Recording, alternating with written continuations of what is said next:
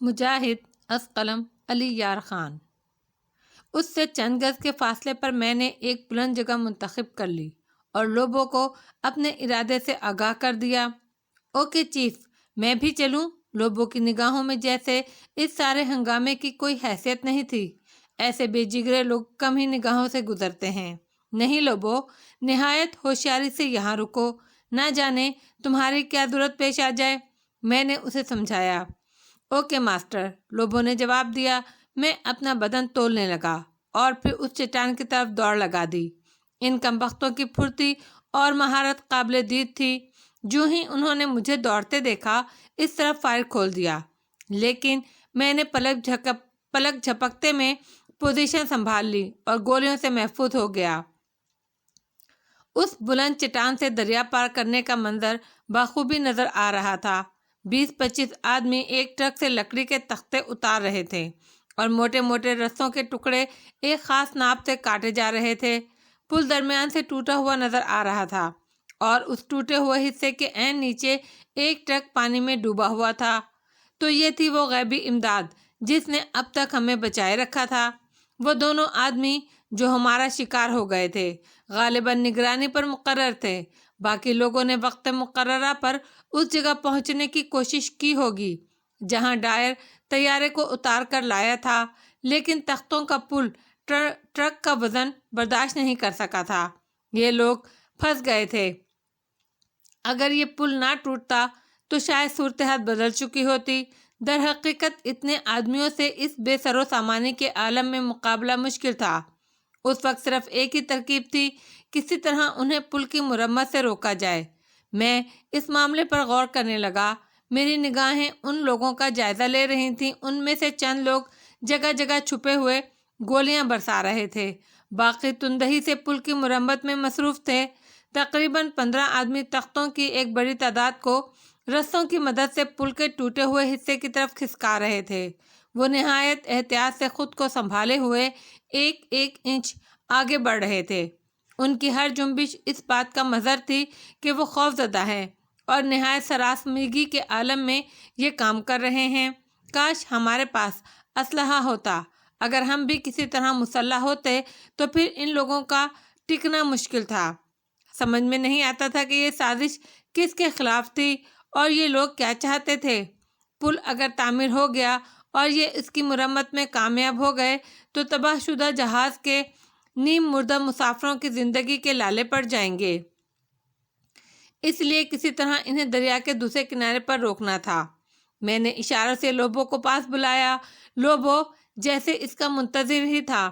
وہ سیاہ زمین پر رینگنے کے سلسلے میں ہم دونوں سے زیادہ تیز نکلا۔ وہ کسی تیز چھپکلی کی مانند زمین پر رینگتا ہوا چٹان تک آیا اور پھر اسی طرح اوپر بھی چڑھ آیا۔ بلایا تھا نا چیف؟ ہاں لوبو، وہ دیکھو، میں نے کہا۔ لوبو خاموشی سے ادھر دیکھتا رہا، پھر بولا، پل کی مرمت کر رہے ہیں؟ ہاں۔ نشانہ کیسا ہے لوبو؟ تسلی بخش ہی ہوگا ماسٹر۔ مائیکل کے پاس پہنچ سکتے ہو؟ دریا کے دوسری طرف بھی جا سکتا ہوں، جاؤں؟ نہیں، جو کچھ میں کہہ رہا ہوں غور سے سنو اور پھر پھرتی سے اس چٹان پر پہنچنے کی کوشش کرو جہاں مائیکل ہے۔ اس کے پاس پستول ہے۔ ان لوگوں کو گولیاں چلانے دو اور اپنا ایک بھی کارتوس مت ضائع کرو۔ انہیں نگاہوں میں رکھو جو تختے اور رسے لے کر آ رہے ہیں۔ جو ہی وہ سفید نشان تک پہنچیں فوراً ان پر کم از کم 2 فائر کرو اور ان میں سے 2 کو ہلاک کر دو۔ وہی ہونا چاہیے جو میں کہہ رہا ہوں۔ سمجھ گیا چیف۔ سفید نشان کے بارے میں سمجھ گئے؟ وہ ٹوٹے ہوئے حصے کے پاس ہے۔ غالباً انہوں نے نشانے کے لیے کوئی سفید کپڑا باندھا ہے۔ سمجھ گیا چیف، لوبو نے کہا اور چٹان سے نیچے چھلانگ لگا دی۔ لوبو کی غیر معمولی صلاحیتوں کا مجھے اب بخوبی اندازہ ہو چکا تھا۔ در حقیقت اس شخص کی دریافت پر فخر کیا جا سکتا تھا۔ ذہنی طور پر وہ جو کچھ بھی ہو لیکن جسمانی طور پر بے نظیر تھا۔ حد درجہ دلیر اور کسی قسم کے خطرات کی پرواہ نہیں کرنے والا۔ اسی لیے اس کی کارکردگی بے مثال تھی۔ آن کی آن میں وہ اس چٹان پر پہنچ گیا جہاں مائیکل موجود تھا۔ میں نے یہ بھی دیکھ لیا کہ مائیکل نے ریوالور اسے دے دیا تھا۔ ہم انتظار کرتے رہے۔ تختے لانے والے اب پل کے ٹوٹے ہوئے حصے کے بالکل نزدیک آ گئے تھے۔ میں نے رائفل سیدھی کر لی اور ان کے سفید نشان تک پہنچ جانے کا انتظار کرنے لگا۔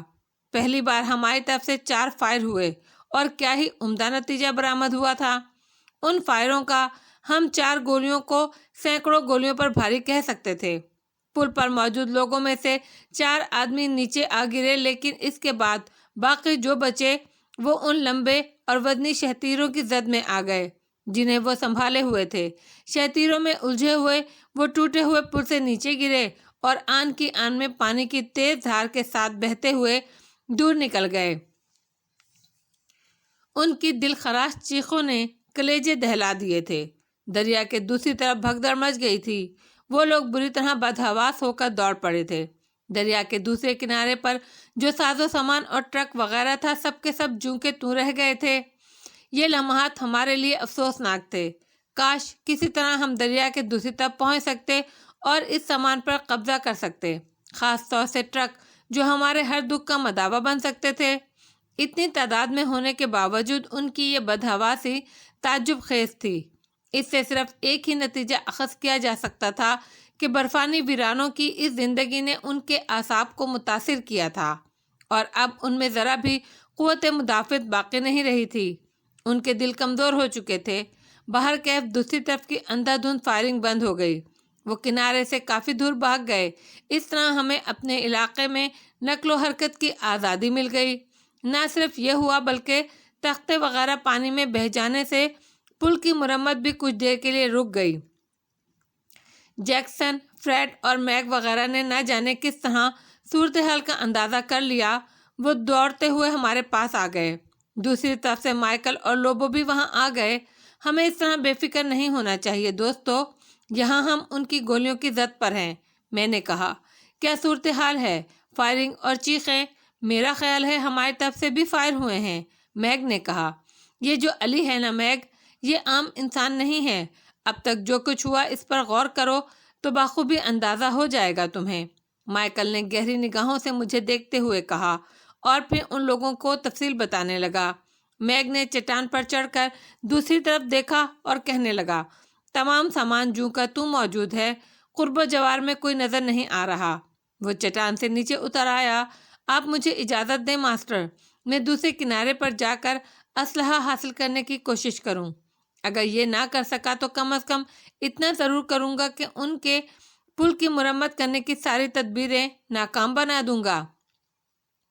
یہ سارے ٹرک بھی تباہ کر دوں گا۔ اس کے بعد وہ بالکل ہی حواس کھو بیٹھیں گے، لوبو نے کہا۔ تم دریا کیسے عبور کرو گے لوبو؟ میں نے پوچھا۔ ایک تدبیر ہے میرے ذہن میں۔ وہ کیا؟ میں یہاں سے دریا کی مخالف سمت میں دور تک جاتا ہوں، وہاں سے دریا میں اتر جاؤں گا اور پھر تیرتا ہوا دوسرے کنارے پر جانے کی کوشش کروں گا۔ نہیں لوبو، جان بوجھ کر میں تمہاری زندگی خطرے میں نہیں ڈال سکتا، میں نے فیصلہ کن لہجے میں کہا۔ دوسرے لوگ بھی لوبو کی اس قربانی کو قبول کرنے کے لیے تیار نہیں ہوئے تھے۔ آخر میں یہی فیصلہ کیا گیا کہ فی الحال پوری توجہ اس بات پر صرف ہونی چاہیے کہ وہ لوگ پل کی مرمت نہ کرنے پائیں۔ اس دوران میں کوئی اچھی ترکیب سوچ لی جائے۔ چنانچہ لوبو اور فریڈ کو وہاں تعینات کر دیا گیا۔ طے یہ کیا گیا کہ یہ لوگ جب بھی انہیں پل کے قریب دیکھیں تو ان کی پل کو مرمت کرنے کی کوشش ناکام بنا دیں۔ اس کے بعد ہم دوسرے لوگوں کی طرف واپس چل پڑے۔ سہمے ہوئے لوگ، زندگی سے مایوس، موت کے منتظر، آنکھوں میں خوف و ہراس کی کیفیات لیے بیٹھے ہوئے تھے۔ انہوں نے مایوس نگاہوں سے ہماری طرف دیکھا۔ ایک لمحے کے لیے انہیں دیکھ کر دل کو تکلیف ہوئی، لیکن پھر میں نے خود کو سنبھال لیا۔ انہیں کوئی تسلی بھی نہیں دی جا سکتی تھی، بس خاموشی ہی بہتر تھی۔ چند لوگ ایسے بھی تھے جن کے چہروں پر بے فکری تھی۔ ان میں ایڈلر کو سر فہرست رکھا جا سکتا تھا۔ ریکسن نے میرے نزدیک آ کر کہا، امید کی کوئی صورت نظر آتی ہے؟ مایوسی گناہ ہے مسٹر ریکسن۔ افسوس، میں تو اپنی خراب حالت کے باعث آپ لوگوں کی کوئی مدد بھی نہیں کر سکتا، جبکہ میری دلی خواہش تھی کہ آپ کے شانہ بشانہ رہوں۔ کوئی بات نہیں مسٹر ریکسن، آپ ان لوگوں کو سنبھالیں، زبانی تسلی دے کر بھی آپ انہیں پرسکون رکھ سکتے ہیں۔ مجھے احساس ہے کہ صرف انسانی ہمدردی کے تحت آپ لوگوں نے اپنی ذمہ داریاں قبول کر لی ہیں، حالانکہ یہاں کچھ لوگ کیا؟ میں نے دلچسپی سے پوچھا۔ بس کچھ لوگوں کی زبانیں صرف زہر اگلتی ہیں، لیکن ان کی یہ زہر افشانی کسی پر اثر انداز نہیں ہوتی۔ مثلاً کیا خیالات ہیں لوگوں کے؟ آپ اپنے ذہن کو تقدر کی شکار نہ کریں مسٹر علی، کیا فائدہ؟ کیا ایڈلر کے علاوہ کچھ اور لوگ بھی ہمارے مخالف ہیں؟ میں نے مسکرا کر پوچھا، اور ریکسن بھی مسکرانے لگا۔ سربراہ ایڈلر ہی ہے، پریشان لوگ اس کی بھی سنتے ہیں۔ دراصل وہ ان گھٹیا قسم کے لوگوں میں سے ہے جو کچھ نہیں ہوتے، لیکن بدترین حالات میں بھی لوگوں کو اپنی طرف متوجہ کرنے کے خواہش مند ہوتے ہیں۔ ایڈلر نے اس خاموشی سے اکتا کر ایک کہانی تراشی ہے۔ بہت خوب، کیا کہانی ہے؟ کہتا ہے یہ بہت بڑی سازش ہے جس میں اس جہاز کا عملہ بھی اور کچھ اور لوگوں کے ساتھ ملوث ہے۔ طیارے کو اس مقصد کے تحت اس ویرانے میں اتارا گیا ہے کہ مسافروں کو بلیک میل کیا جائے، ان کے ورثہ سے بڑی بڑی رقوم حاصل کی جائیں، وغیرہ وغیرہ۔ اس نے بہت سی دلیلیں بھی گھڑ لی ہیں اور چند لوگ اس کی باتوں پر سنجیدہ ہو گئے ہیں، لیکن صرف چند لوگ۔ ہر شخص کو اظہار رائے کی آزادی ہے مسٹر ریکسن۔ بظاہر ایسی کوئی بات نہیں ہے۔ میں بھی طیارے کا ایک مسافر ہوں، ایک ایسے مشن پر نکلا تھا جس کی تکمیل کے لیے صرف 2 ماہ کا وقت تھا۔ میرا قیمتی وقت ان پہاڑوں میں ضائع ہو رہا ہے، ہر لمحہ میرے لیے بے چینی کا باعث ہے۔ لیکن میں نے ادھورا چھوڑا جملہ اور ریکسن کی شکل دیکھی اور پھر گہری سانس لے کر خاموش ہو گیا۔ کم بخت کا چہرہ سپاٹ تھا، اس پر کوئی تاثر نہیں ابھرا۔ اس وقت بھی مجھے مایوسی ہوئی۔ یہاں سے ہٹ کر میں دوسرے لوگوں کے پاس گیا۔ مورینا مسٹر ہائیکر کے پاس تھی۔ مسٹر ہائیکر کی حالت بہتر نظر آ رہی تھی، لیکن وہ اب بھی خاموش تھے۔ مجھے نزدیک دیکھ کر مورینا نے کچھ کہنے کے لیے منہ کھولا، لیکن پھر خاموش ہو گئی۔ اس نے سوچا ہوگا کہ میں خواہ اس سے بددل ہو جاؤں گا۔ اس کی تسلی کسی بھی طور میری ذمہ داری تو نہیں ہے، بس ایک رواداری کا معاملہ ہے۔ یوں بھی اس نے محسوس کر لیا ہوگا کہ میں اس کے حسن و جمال سے متاثر نہیں ہوں اور اس طرح بھی اس کے جال میں نہیں پھنس سکتا۔ بہرحال وہ خاموش رہی۔ ابتدا میں میری اس سے دلچسپی کی وجہ دوسری رہی تھی، لیکن اب میں اس خیال کو ذہن سے کھرچ کر پھینکنا چاہتا تھا۔ کسی اور طرف ذہنی الجھانے کے بجائے اگر موجودہ معاملات میں پوری دلچسپی لی جائے تو بہتر ہے۔ خوفزدہ اور ہراساں مسافروں کی بے بس نگاہیں ہمارا جائزہ لے رہی تھیں۔ وہ ہمارے چہروں سے اپنا مستقبل پڑھنا چاہتے تھے۔ میں نے مسکراتے ہوئے ان سب کو مخاطب کیا۔ میں آپ لوگوں کے چہروں پر پریشانی اور خوف کے آثار دیکھ رہا ہوں۔ ایسا کیوں ہے؟ کیا ہم ان برف پوش پہاڑوں سے زندہ بچ کر نکل سکیں گے؟ ایک آواز ابھری۔ کیا آپ طیارے کے اس خوفناک حادثے سے زندہ بچ سکتے تھے؟ آپ نے دیکھا آپ کے باہر نکلتے ہی طیارہ کس طرح گہرائیوں میں جا گرا تھا۔ کیا اس خوفناک حادثے سے بچنا ممکن تھا؟ میں سمجھ نہیں سکا۔ خوفزدہ شخص بولا۔ جن لوگوں کو طیارے کے اس حادثے میں ہم سے بچھڑنا تھا وہ بچھڑ گئے۔ جو زندہ بچ گئے ہیں وہ زندگی کی شدید ترین صعوبتوں سے گزرتے ہوئے یہاں تک آ پہنچے ہیں۔ راستے میں انہیں غیبی امداد ملی ہے، غذا، تیل اور دوسری چیزیں۔ آپ اس سے انکار کر سکتے ہیں؟ نہیں، یہ ایک حقیقت ہے۔ تو پھر اس حقیقت کو بھی ذہن میں رکھیں کہ جب تک زندگی ہے آپ لاکھوں صعوبتوں کے بعد بھی زندہ رہیں گے، اور جب موت آئے گی تو آپ کی ایسی خوابگاہ میں بھی اسے روک نہیں سکے گی۔ تمہارا کہنا درست ہے۔ تو پھر برف کے ان ویرانوں میں زندہ دلی سے قہقہے لگائیے۔ موت کے خوف سے زندگی کو عذاب بنانے سے کیا فائدہ؟ میرے ان الفاظ سے بہت سے چہرے پرسکون ہو گئے۔ ایڈلر کے چہرے پر البتہ طنز کے آثار تھے۔ میری نگاہ اس پر پڑی تو میں نے مسکراتے ہوئے کہا، بعض لوگ اپنی بے جا خواہشات کے حصول میں ناکامی کے بعد حالات کو مزید پیچیدہ بنانے کے خواہاں ہوتے ہیں۔ ان کی یہ کوشش مثبت نہیں ہوتی۔ آپ کو خوف و دہشت میں مبتلا کرنے والے آپ کے دوست نہیں ہو سکتے۔ ان کی باتوں پر توجہ نہ دیں۔ ایڈلر نفرت سے منہ بنا کر وہاں سے ہٹ گیا۔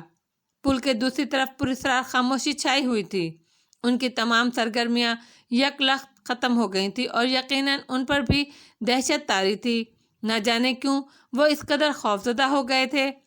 میں تو اسے بھی غیبی امداد ہی سمجھتا تھا۔ پل کا ٹوٹ جانا بھی ہماری زندگیوں کی حفاظت کا ضامن تھا اور اگر غور کیا جاتا تو یہ بھی خدائی امداد تھی۔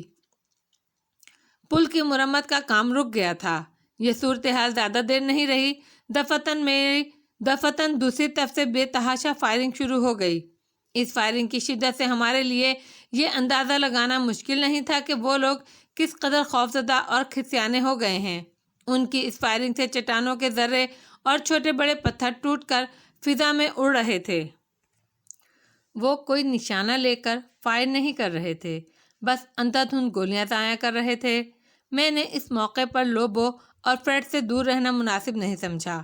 اس خوفناک فائرنگ کے نتیجے میں اگر انہوں نے جنبش بھی کی تو ان کے جسموں میں لاتعداد سوراخ ہو جائیں گے، اور کوئی بھی ایسی احمقانہ کوشش کر سکتا تھا۔ میں پیٹ کے بل رینگتا ہوا ان دونوں کے پاس پہنچ گیا۔ لوبو اور فریڈ مطمئن تھے۔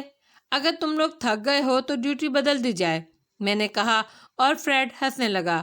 لوبو جیسے دلچسپ آدمی کو اگر آپ میرے ساتھ رہنے دیں مسٹر علی تو میں کم از کم 24 گھنٹے بغیر تھکے یہ ڈیوٹی انجام دے سکتا ہوں۔ اس نے کہا، کیا واقعی؟ خود مسٹر فریڈ بے حد زندہ دل انسان ہیں۔ لوبو نے کہا، آپ مطمئن رہیں مسٹر علی، اول تو ہمیں یہاں دیر ہی کتنی ہوئی ہے، اور پھر یہ سب کچھ اتنا مشکل بھی نہیں ہے۔ ویسے ہمارے لیے اور کوئی ہدایت ہو تو نہیں، فی الحال اسی میں ہماری بقا ہے کہ ہم انہیں پل کی مرمت سے روکیں۔ اگر وہ دوبارہ پل کی طرف بڑھیں تو تم جانتے ہو تمہیں کیا کرنا ہے، صرف ایک فائر، ایک کامیاب فائر۔ بدحواس دشمن کے لیے فی الحال ایک ہی فائر کافی ہے۔ اس کا ذہنی توازن بگاڑ دینا ضروری ہے، اور اسی میں ہماری کامیابی پوشیدہ ہے۔ دشمن کو زیر کرنے کا سب سے زبردست طریقہ یہی ہے کہ اس کے اعصاب کمزور کر دو۔ اوکے چیف، ہمارے پاس بھی ایمونیشن کی کمی نہیں ہے، بشرطے کہ وہ لمبی قربانی دینے پر آمادہ ہو جائیں، لوبو نے کہا۔ اس وقت تک ہم کوئی مناسب بندوبست کر چکے ہوں گے، میں نے کہا، اور ایک بار پھر میں پیٹ ہی کے بل کھسکتا ہوا اپنی جگہ واپس آ گیا۔ سب ایک ہی جگہ بیٹھے ہوئے تھے۔ دوسری طرف سے فائرنگ رک گئی تھی۔ غالباً انہیں اپنی حماقت کا احساس ہو گیا تھا۔ شام ہونے لگی، فضا پر مکمل خاموشی چھائی ہوئی تھی۔ مائیکل نے کہا، میرے خیال میں خاصا وقت گزر چکا ہے۔ ان لوگوں کی طویل خاموشی کے بارے میں آپ لوگوں کی کیا رائے ہے؟ صرف یہ کہ دشمن کو سوچنے کا موقع مل گیا ہے۔ اس نے اپنے خوف اور اپنی بوکھلاہٹوں پر قابو پا لیا ہے۔ ایمونیشن ضائع کرنے کے بجائے اب وہ ہمارے بارے میں غور کر رہا ہے، آسٹن نے کہا۔ ہاں، یہ بات ہمارے حق میں بہتر نہیں ہے۔ اگر اس نے ہمارے بارے میں کوئی فیصلہ کر لیا تو نقصان ہمارا ہے، کیونکہ ہم نہتے ہیں، جیکسن نے کہا۔ اس میں کوئی شک نہیں ہے۔ میں رات کے بارے میں سوچ رہا ہوں۔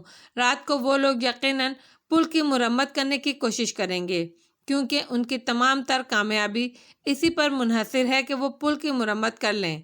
ابھی تک ہمارے نزدیک پہنچنے میں یہ پل ہی مانے ہے، میک بولا۔ تمہارا خیال ہے وہ رات کو پل کی مرمت کی کوشش کریں گے؟ امکان تو اسی کا ہے، لیکن کیا رات تاریکی میں اس کام میں مانے نہیں ہوگی؟ ممکن ہے انہوں نے اس بارے میں کچھ سوچ لیا ہو۔ میں صرف یہ کہنا چاہتا ہوں کہ کسی بھی کام میں اگر وقت مل جائے تو پھر اس کی خامیاں دور کر لی جاتی ہیں۔ اگر انہیں وقت مل گیا اس دوران میں تو ہم کچھ نہیں کر سکیں گے۔ انہوں نے زخمی ہو کر ضرور سوچا ہوگا کہ ہم کامیابی کے نشے میں چور ہیں۔ میں تم سے متفق ہوں میگ، میں نے کہا۔ رات ہونے سے قبل ہمیں بھی کچھ ضرور سوچنا چاہیے، ورنہ ہم نقصان اٹھائیں گے۔ مثلاً ہم کیا کر سکتے ہیں؟ ہم یہاں سے دور بھی نکل سکتے ہیں۔ ہم اپنی اس پناہ گاہ میں ایسی روشنی کر دیں جس سے دشمنوں کو اطمینان ہو جائے کہ ہم یہاں موجود ہیں۔ چنانچہ وہ اپنی کوشش میں مصروف رہیں، اور اس دوران میں ہم یہاں سے دور نکل جائیں، اور بعد میں وہ ہمیں نہ پا سکیں۔ نہیں مسٹر آسٹن، اول تو رات کی تاریکی میں ان اجنبی برفانی راستوں پر ہمارا سفر موت کا سفر ہوگا۔ صبح تک ہم میں سے کچھ لوگ زندہ نہیں بچیں گے۔ دوسری بات یہ کہ ہمیں راستے کا علم نہیں ہے، دریا کے دوسری طرف پہنچنے کا۔ اگر اور کوئی راستہ ہوتا تو وہ لوگ ہم سے قبل اس طرف چلے جاتے اور ہمارے سروں پر پہنچنے میں کامیاب ہو جاتے۔ ایسی شکل میں ہم کہاں جا سکتے ہیں؟ مائیکل نے کہا، اور پھر تائید طلب نگاہوں سے میری طرف دیکھنے لگا۔ میں نے گہری سانس لے کر گردن ہلا دی۔ بات آسٹن کی سمجھ میں آ گئی تھی، وہ تھوڑی کھجانے لگا۔ پھر اس بارے میں کوئی آخری فیصلہ ضروری ہے۔ اس نے کہا، مسٹر آسٹن، یہ بات روز روشن کی طرح عیاں ہے کہ ہمارے کچھ دشمنوں نے ہمارے خلاف سازش کی۔ ایک پائلٹ کو انہوں نے اپنے جال میں پھانس کر طیارہ اس برفانی علاقے میں اتارنے پر مجبور کر دیا۔ اس کے بعد جو حالات ہوئے آپ سب کو علم ہے۔ ہم میں سے کوئی نہیں جانتا کس کی وجہ سے یہ آفت ہم سب پر نازل ہوئی۔ ممکن ہے وہ شخصیت ہمارے طیارے کے حادثے میں مر چکی ہو اور اب ہمارے درمیان بھی موجود نہ ہو، لیکن دشمن ابھی تک اس کی تلاش میں ہیں۔ بہرحال کچھ بھی ہے، ہماری زندگیاں خطرے میں ہیں۔ اگر وہ پل عبور کر چکے ہوتے تو اب تک ہمارا وجود نہیں ہوتا۔ ہماری تمام تر کوشش اس بات پر صرف ہونی چاہیے کہ وہ ٹوٹے ہوئے پل کی مرمت نہ کر سکیں۔ اگر ہم یہاں سے آگے بڑھ کر دوسرے راستے تلاش کرنے کی کوشش کریں تو کون کہہ سکتا ہے کہ کہاں پہنچیں۔ اس دوران میں دشمن پل کی مرمت کر کے بالآخر دریا عبور کرے اور پھر اچانک ہی عقب سے ہم پر آ پڑے۔ کیا خیال ہے آپ لوگوں کا؟ ہم جیسے احمقوں کو بھی کچھ بولنے کی اجازت ہے؟ ایڈلر کی زہریلی آواز ابھری اور سب کی گردنیں اس کی طرف گھوم گئیں۔ فرمائیے، میگ ہونٹ بھینچ کر بولا۔ میری رائے ہے کہ ان لوگوں کو پل تعمیر کرنے کا پورا موقع دیا جائے۔ بہت خوب، کیا آپ کی یہ رائے ہوش مندانہ ہے؟ مائیکل نے سوال کیا۔ 100%۔ بھلا وہ کس طرح؟ آپ کے یہ مسٹر جیکسن کے کہنے کے مطابق وہ ہم سب کے دشمن نہیں ہیں، بلکہ کوئی ایک شخص زندہ یا مردہ ایسا ہے جس کی انہیں تلاش ہے۔ پھر ہمیں ان سے دشمنی مول لینے کی کیا ضرورت ہے؟ یہ ہے زیادہ سے زیادہ وہ اپنی مطلوبہ شخصیت کو گرفتار یا ہلاک کر لیتے ہیں۔ ہم سب کی تو مصیبت نہیں آئے گی نا؟ اس سے زیادہ مکروہ فعل اور کوئی نہیں ہوتا مسٹر ایڈلر، اور اس سے زیادہ ذلیل بات اور کوئی نہیں ہے جو آپ نے کی ہے۔ جو لوگ زندہ ہیں وہ سب کے سب ایک دوسرے کے ساتھی ہیں۔ اس کے علاوہ آپ کیسے کہہ سکتے ہیں کہ وہ دوسروں کو معاف کر دیں گے؟ انہوں نے کسی ایک شخصیت کے لیے ایک پورا طیارہ تباہ کر کے اپنی ذہنی پستیت کا ثبوت دیا ہے، اور میں دعوے سے کہتا ہوں کہ اگر وہ پل عبور کر کے اس طرف آ گئے تو ہم میں سے ایک کو بھی زندہ نہیں چھوڑیں گے۔ مائیکل پرجوش لہجے میں بولا، بہتر یہ ہے مسٹر ایڈلر کہ آپ اپنی زبان بند رکھیں، ورنہ آپ کے سلسلے میں جو رائے قائم کر لی گئی ہے اس پر عمل کر لیا جائے گا۔ جیکسن نے آنکھیں نکال کر کہا۔ ایڈلر نفرت سے ہونٹ سکیڑ کر رہ گیا۔ اس کے بعد اس نے کچھ بھی کہنے کی کوشش نہیں کی۔ ہاں، تو بات رات کی تاریکی کی ہو رہی تھی۔ ممکن ہے وہ کسی طرح اس تاریکی سے فائدہ اٹھانے کی کوشش کریں، اس لیے ہمیں بھی رات کے لیے کوئی معقول فیصلہ کرنا ہوگا، جیکسن نے کہا۔ مثلاً؟ مائیکل نے پوچھا۔ میرے ذہن میں ایک تجویز ہے، میں نے ان کی گفتگو میں دخل دیتے ہوئے کہا۔ میں اسی سلسلے میں غور کر رہا تھا۔ سب کے رخ میری طرف ہو گئے۔ پل کا خطرہ ہی دور کر لیا جائے، کیوں نہ ہم بچے کچے پل کو آگ لگا دیں؟ بھلا وہ کس طرح؟ بہت سی آوازیں ابھریں۔ مجھے اس مہم کا انچارج بنایا جائے، میں یہ کام انجام دے لوں گا۔ فی الحال بس یہ غور کر لیا جائے کہ یہ کوشش کسی طور مؤثر رہے گی یا نہیں۔ نہ صرف مؤثر بلکہ انتہائی کارآمد ہوگی، مائیکل نے کہا۔ تو پھر متفقہ طور پر مسٹر علی کو انچارج بنا دو، آسٹن نے کہا۔ ہمیں منظور ہے اور ہماری تمام تار خدمات مسٹر علی کے لیے حاضر ہیں۔ اسی وقت پل کے نگراں مورچے سے لوبوں کی سیٹی سنائی دی۔ کوئی خاص ہی بات تھی، یہ سیٹی اشارہ تھی۔ چنانچہ میں مائیکل اور جیکسن سینے اور گھٹنوں کے بل ادھر چل گئے جس کی طرف ہمیں خوب مشق ہو گئی تھی۔ سورج آہستہ آہستہ مغربی چٹانوں کے پیچھے جھانک رہا تھا۔ مشرقی پہاڑوں کی چوٹیوں پر ایک مسحور کن نظارہ جنم لے رہا تھا۔ برفانی چوٹیاں ڈھلتی ہوئی دھوپ میں پگھلے ہوئے سونے کی کٹھالیاں بن گئی تھیں اور ان کے اطراف میں سنہری شعاعیں ہالہ بن گئی تھیں۔ ہم اس جگہ پہنچ گئے جہاں لوبو وغیرہ پوشیدہ تھے۔ لوبو نے سرگوشی کے عالم میں کہا، ہمارے دوست پھر جاگ رہے ہیں۔ اوہ! میں نے گردن ذرا اوپر اٹھا کر پل کی طرف دیکھا۔ وہ لوگ واقعی پل کی مرمت کے لیے شدید بے چین تھے۔ اتنے اندھیرے میں خاموش رہ کر انہوں نے نہ جانے کیا اندازہ لگا لیا تھا۔ بہرحال لوبو اب وہ پھر مصروف عمل نظر آ رہے تھے۔ کئی آدمی ہاتھوں میں لمبے لمبے تختے اور رسے سنبھالے پیٹ کے بل رینگتے ہوئے آگے بڑھ رہے تھے۔ ٹوٹے ہوئے پل سے ان کا فاصلہ کم ہوتا جا رہا تھا۔ میں نے لوبو کے ہاتھ سے رائفل لے لی۔ دوسری طرف فریڈ بھی سنبھل گیا۔ میں نے اسے ٹوک دیا، نہیں مسٹر فریڈ، ابھی پستول کی گولیاں محفوظ رکھیں۔ گڈ، بات درست ہے، فریڈ نے مجھ سے اتفاق کیا۔ میں نے نشانہ لے کر پہلا فائر کیا۔ رینگتے ہوئے آدمی رک گئے۔ انہوں نے فائر کا شکار ہونے والے کو خاک و خون میں تڑپتے ہوئے دیکھا اور دوسرے ہی لمحے وہ تختے وہیں پھینک کر ہاتھوں اور پیروں کے بل بھاگے۔ دوسرا فائر بھی ضروری تھا تاکہ ہر بار 2 افراد کی تعداد کم ہونے کا احساس باقی رہے اور وہ پل کی طرف بڑھتے ہوئے کم از کم 2 آدمیوں کی زندگی سے ضرور مایوس رہیں۔ یہ نفسیاتی حربہ تھا، کیونکہ اس طرح ان میں کوئی بھی آگے بڑھ کر پل کی مرمت کے لیے خود کو پیش نہیں کرتا۔ چنانچہ بھاگتے ہوئے لوگوں میں سے ایک پر میں نے دوسرا فائر کیا۔ گولی نے اس شخص کی ریڑھ کی ہڈی توڑ دی اور وہ گیند کی طرح اچھل کر گرا۔ اس دوسرے فائر نے مزید کھلبلی مچا دی۔ 1-2 جو زیادہ دور نہیں گئے تھے اور وہیں زمین سے چمٹے ہوئے تھے، وہ بھی اٹھ کر بھاگے اور پل خالی ہو گیا۔ بڑا صحیح نشانہ ہے، جیکسن نے تعریفی لہجے میں کہا۔ میرے خیال میں اب یہ کئی گھنٹے تک پل کا رخ نہیں کریں گے، مائیکل نے مطمئن لہجے میں کہا۔ سورج غروب ہو گیا تھا اور اس کے ساتھ ہی سردی بڑھ گئی تھی۔ اندھیرا تیزی سے چاروں طرف پھیل رہا تھا۔ ذرا سی دیر میں یہ حالت ہو گئی کہ ہاتھ کو ہاتھ سجائی نہیں دیتا تھا۔ آسمان پر گہری دھند چھائی ہوئی تھی، یوں لگتا تھا جیسے برف باری ہوگی۔ میں نے اپنے کام کے لیے لوبو، جیکسن اور میک کو ساتھ لے لیا تھا۔ مائیکل اور فریڈ بدستور اسی چٹان پر جمے ہوئے پل کی نگرانی کر رہے تھے۔ ہم لوگ بھی چٹان سے کچھ فاصلے پر زیادہ نہیں تھے۔ لوبو ذہنی طور پر مجھ سے زیادہ قریب تھا، اسی لیے میں نے اسے چٹان سے ہٹا کر اپنے ساتھ لے لیا تھا۔ ذرا سی دیر میں اس 1 اور 1.5 کلو وزنی پتھروں کا ایک بڑا ذخیرہ ہم نے جمع کر لیا اور پھر پروگرام کے دوسرے مرحلے کا آغاز کر دیا۔ اس کے لیے پرانے کپڑے اور تقریباً 3 فٹ لمبی رسیوں کا بندوبست بھی کر لیا گیا تھا۔ چیتڑے بڑی مضبوطی سے ان پتھروں پر لپیٹے گئے اور پھر ان پر رسیاں باندھ دی گئیں۔ اسٹوو جلانے والے تیل کے برتن ہمارے پاس موجود تھے۔ میں نے انہیں اس جگہ منگوا لیا۔ دفتن میک کی سرگوشی ابھری۔ علی، میں تمہارا پلان سمجھ گیا ہوں کہ تم مجھے اپنے بارے میں کچھ بتاؤ گے۔ کیا مطلب؟ میں نے کہا، شروع ہی سے میرا اور مائیکل کا خیال ہے کہ تم عام انسان نہیں ہو۔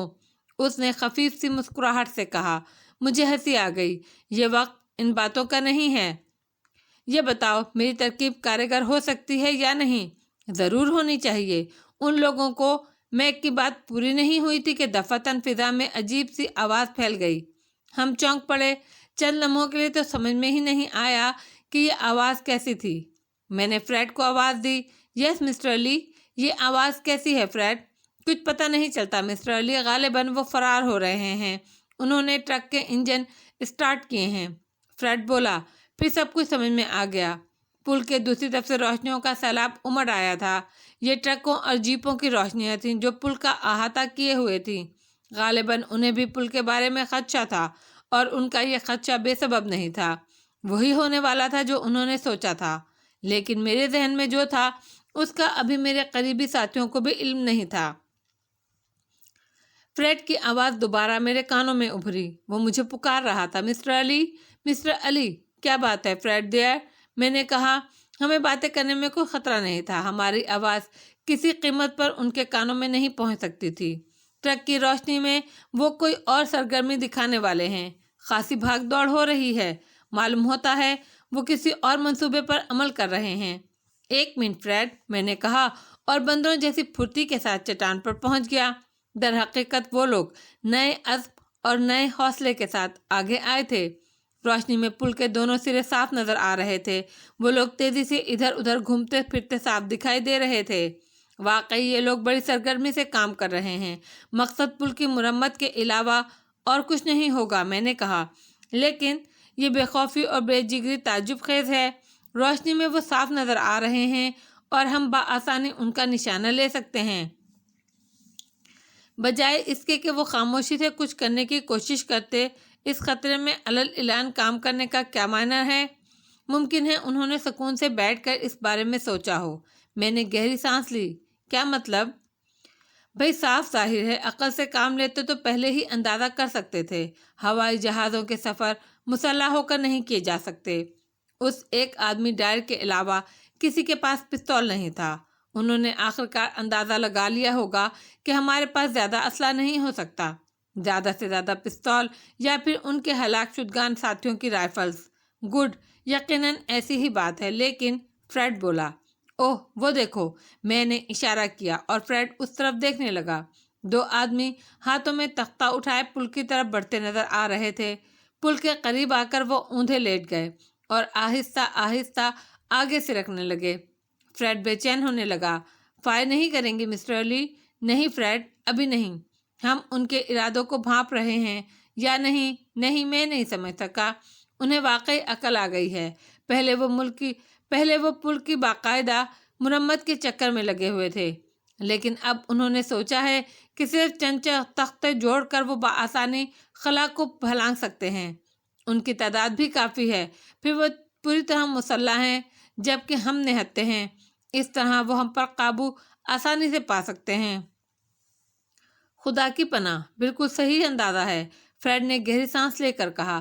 اگر یہ عقل انہیں دن میں آ جاتی تو شاید اب تک کھیل ختم ہو چکا ہوتا۔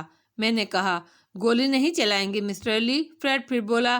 نہیں فریڈ، پلیز، جلد بازی سے کام نہیں لینا، میں نے کہا اور چٹان سے نیچے چھلانگ لگا دی۔ نیچے تمام تیاریاں مکمل ہو گئی تھیں۔ گول پتھروں پر چیتھڑے بندھے ہوئے تھے اور ساتھ ہی 4.5 فٹ کی لمبی رسیاں تھیں۔ وہ اچھی طرح تیل میں ڈبو دیے گئے تھے۔ طے شدہ پروگرام کے تحت ایک اسٹوپ جلا لیا گیا اور پھر میں نے ایک گولے کی رسی پکڑ کر چیتھڑے کو آگ دکھا دی۔ اس کے بعد اسے گھمانے لگا۔ فضا میں آگ کا ایک دائرہ گردش کرنے لگا۔ اچھی طرح گھمانے کے بعد میں نے رسی چھوڑ دی اور زور سے چیخا، مائیکل، نشانہ دیکھنا۔ فریڈ اور مائیکل کے حلق سے زوردار آوازیں نکلیں۔ گولا ٹھیک پل پر گرا ہے، ٹوٹے ہوئے حصے کے اس طرف۔ واہ، وہ لوگ اس حصے کی آگ بھی نہیں بجھا سکتے۔ درمیان میں خلا ہے۔ ہوشیاری سے دوستو، بے اختیار اٹھنے کی کوشش مت کرنا، وہ لوگ کھسیانے ہو کر گولیاں بھی چلا سکتے ہیں، میں نے کہا اور پھر دوسرا گولا اٹھا لیا۔ گولیوں کی تعداد 100 کے قریب تھی۔ گولوں کی تعداد 100 کے قریب تھی۔ لوبو نے بھی اس بار میری تقلید کی۔ نشانہ صرف اندازے سے لگایا جا سکتا ہے لوبو، لیکن ان میں سے ایک بھی گولا ضائع نہیں ہونا چاہیے کیونکہ یہ ہمارے پاس آخری ہتھیار ہیں۔ فکر مت کریں ماسٹر، لوبو نے کہا۔ 2 اور گولے پل کے اس حصے پر پڑے، پھر جیکسن بھی ہمارے ساتھ شامل ہو گیا۔ مائیکل کو یہ کھیل اتنا دلچسپ لگا کہ وہ بھی اپنی جگہ سے نیچے کود آیا اور جلتے ہوئے گولوں کا کھیل کھیلنے لگا جس نے دشمنوں کو دہلا دیا تھا۔ ان کے پاس پل کے اس دوسرے حصے میں آ کر آگ بجھانے کا کوئی ذریعہ نہیں تھا اور صورتحال خطرناک سے خطرناک تر ہوتی جا رہی تھی۔ میں نے جب دیکھا کہ میرے ساتھی اب اس کھیل میں مشتاق ہو گئے ہیں اور کامیابی سے اپنا کام کر رہے ہیں تو میں رائفل سنبھال کر چٹان پر آ گیا۔ پھر ایک دلچسپ منظر آنکھوں کے سامنے آیا۔ مائیکل چٹان سے نیچے اترتے ہی اس کھیل میں شریک تو ہو گیا تھا، لیکن اس کا اندازہ ذرا سا غلط ہو گیا۔ اس کے پھینکے ہوئے تمام گولے پل کے دوسرے حصے پر گر رہے تھے۔ یہی نہیں، مائیکل اور پرجوش ہوا تو کئی گولے دوسری طرف کھڑے ہوئے ٹرکوں پر جا گرے۔ ٹرکوں پر لگے ہوئے کینوس نے آگ پکڑ لی۔ ان کے پاس کھڑے ہوئے آدمیوں کے کپڑوں میں بھی آگ لگ گئی تھی۔ جلتے ہوئے بدن ناچتے نظر آ رہے تھے۔ ان کے پاس آگ بجھانے کا کوئی انتظام نہیں تھا۔ ٹرکوں کی آگ بڑھتی جا رہی تھی اور وہ دیوانوں کی طرح بھاگ دوڑ کر رہے تھے۔ دفعتاً کسی ٹرک کے پیٹرول ٹینک نے آگ پکڑ لی اور وہ پھٹ گیا۔ شعلوں کے سائے میں ایک شخص کوئی 20-25 فٹ فضا میں بلند ہوا اور پھر زمین پر آ گرا۔ ہولناک دھماکے سے ارد گرد کی چٹانیں لرز گئیں۔ آگ اور دھوئیں کا مہب شعلہ آسمان کی طرف لپکا اور جلتا ہوا پیٹرول دور تک بکھر گیا۔ دل مسرت سے اچھل رہا تھا، لیکن میں اس کے باوجود جوابی اقدامات سے غافل نہیں تھا۔ وہی ہوا، انہوں نے بے پناہ فائرنگ شروع کر دی۔ گولیاں بارش کی طرح برسنے لگیں۔ میں نے زور سے آواز لگائی اور فریڈ سے چٹان سے ہٹنے کے لیے کہا۔ فریڈ نے فوراً ہی میری ہدایت پر عمل کیا۔ گولیوں کی اس خوفناک بارش میں ہم کسی بھی لمحے موت کا شکار ہو سکتے تھے۔ پل جل رہا تھا، شعلوں سے مزید روشنی پھیل گئی، ٹرکوں کے انجنوں کی آواز کچھ تیز محسوس ہوئی۔ میں نے گولیوں کی اس بارش کے باوجود اپنا تجسس نہ روکا اور ایک بار پھر میں نے چٹان پر چڑھنے کی ہمت کی۔ دوسری طرف دیکھنے لگا، وہ لوگ بچے کچے ٹرکوں، جیپوں اور انسانوں کو لے کر پیچھے ہٹ رہے تھے۔ اس قدر شدید نقصان کے اٹھانے کے بعد اب ان میں اتنی سکت نہیں رہی تھی کہ وہ وہاں رکتے۔ گولیاں چلنا بھی بند ہو گئیں، پل دھڑا دھڑ جل رہا تھا۔ مائیکل، میگ اور جیکسن اور فریڈ نے خوشی سے نعرے لگائے۔ سب کے سب مجھ پر آلودے۔ ایک کونے میں ایڈلر بھی کھڑا ہوا تھا، لیکن اس کے تاثرات زیادہ خوشگوار نہیں تھے۔ جو لوگ اس دوران میں ایڈلر کی بکواس کا شکار ہوئے تھے، وہ بھی اب ہماری کارکردگی سے متاثر ہو گئے تھے۔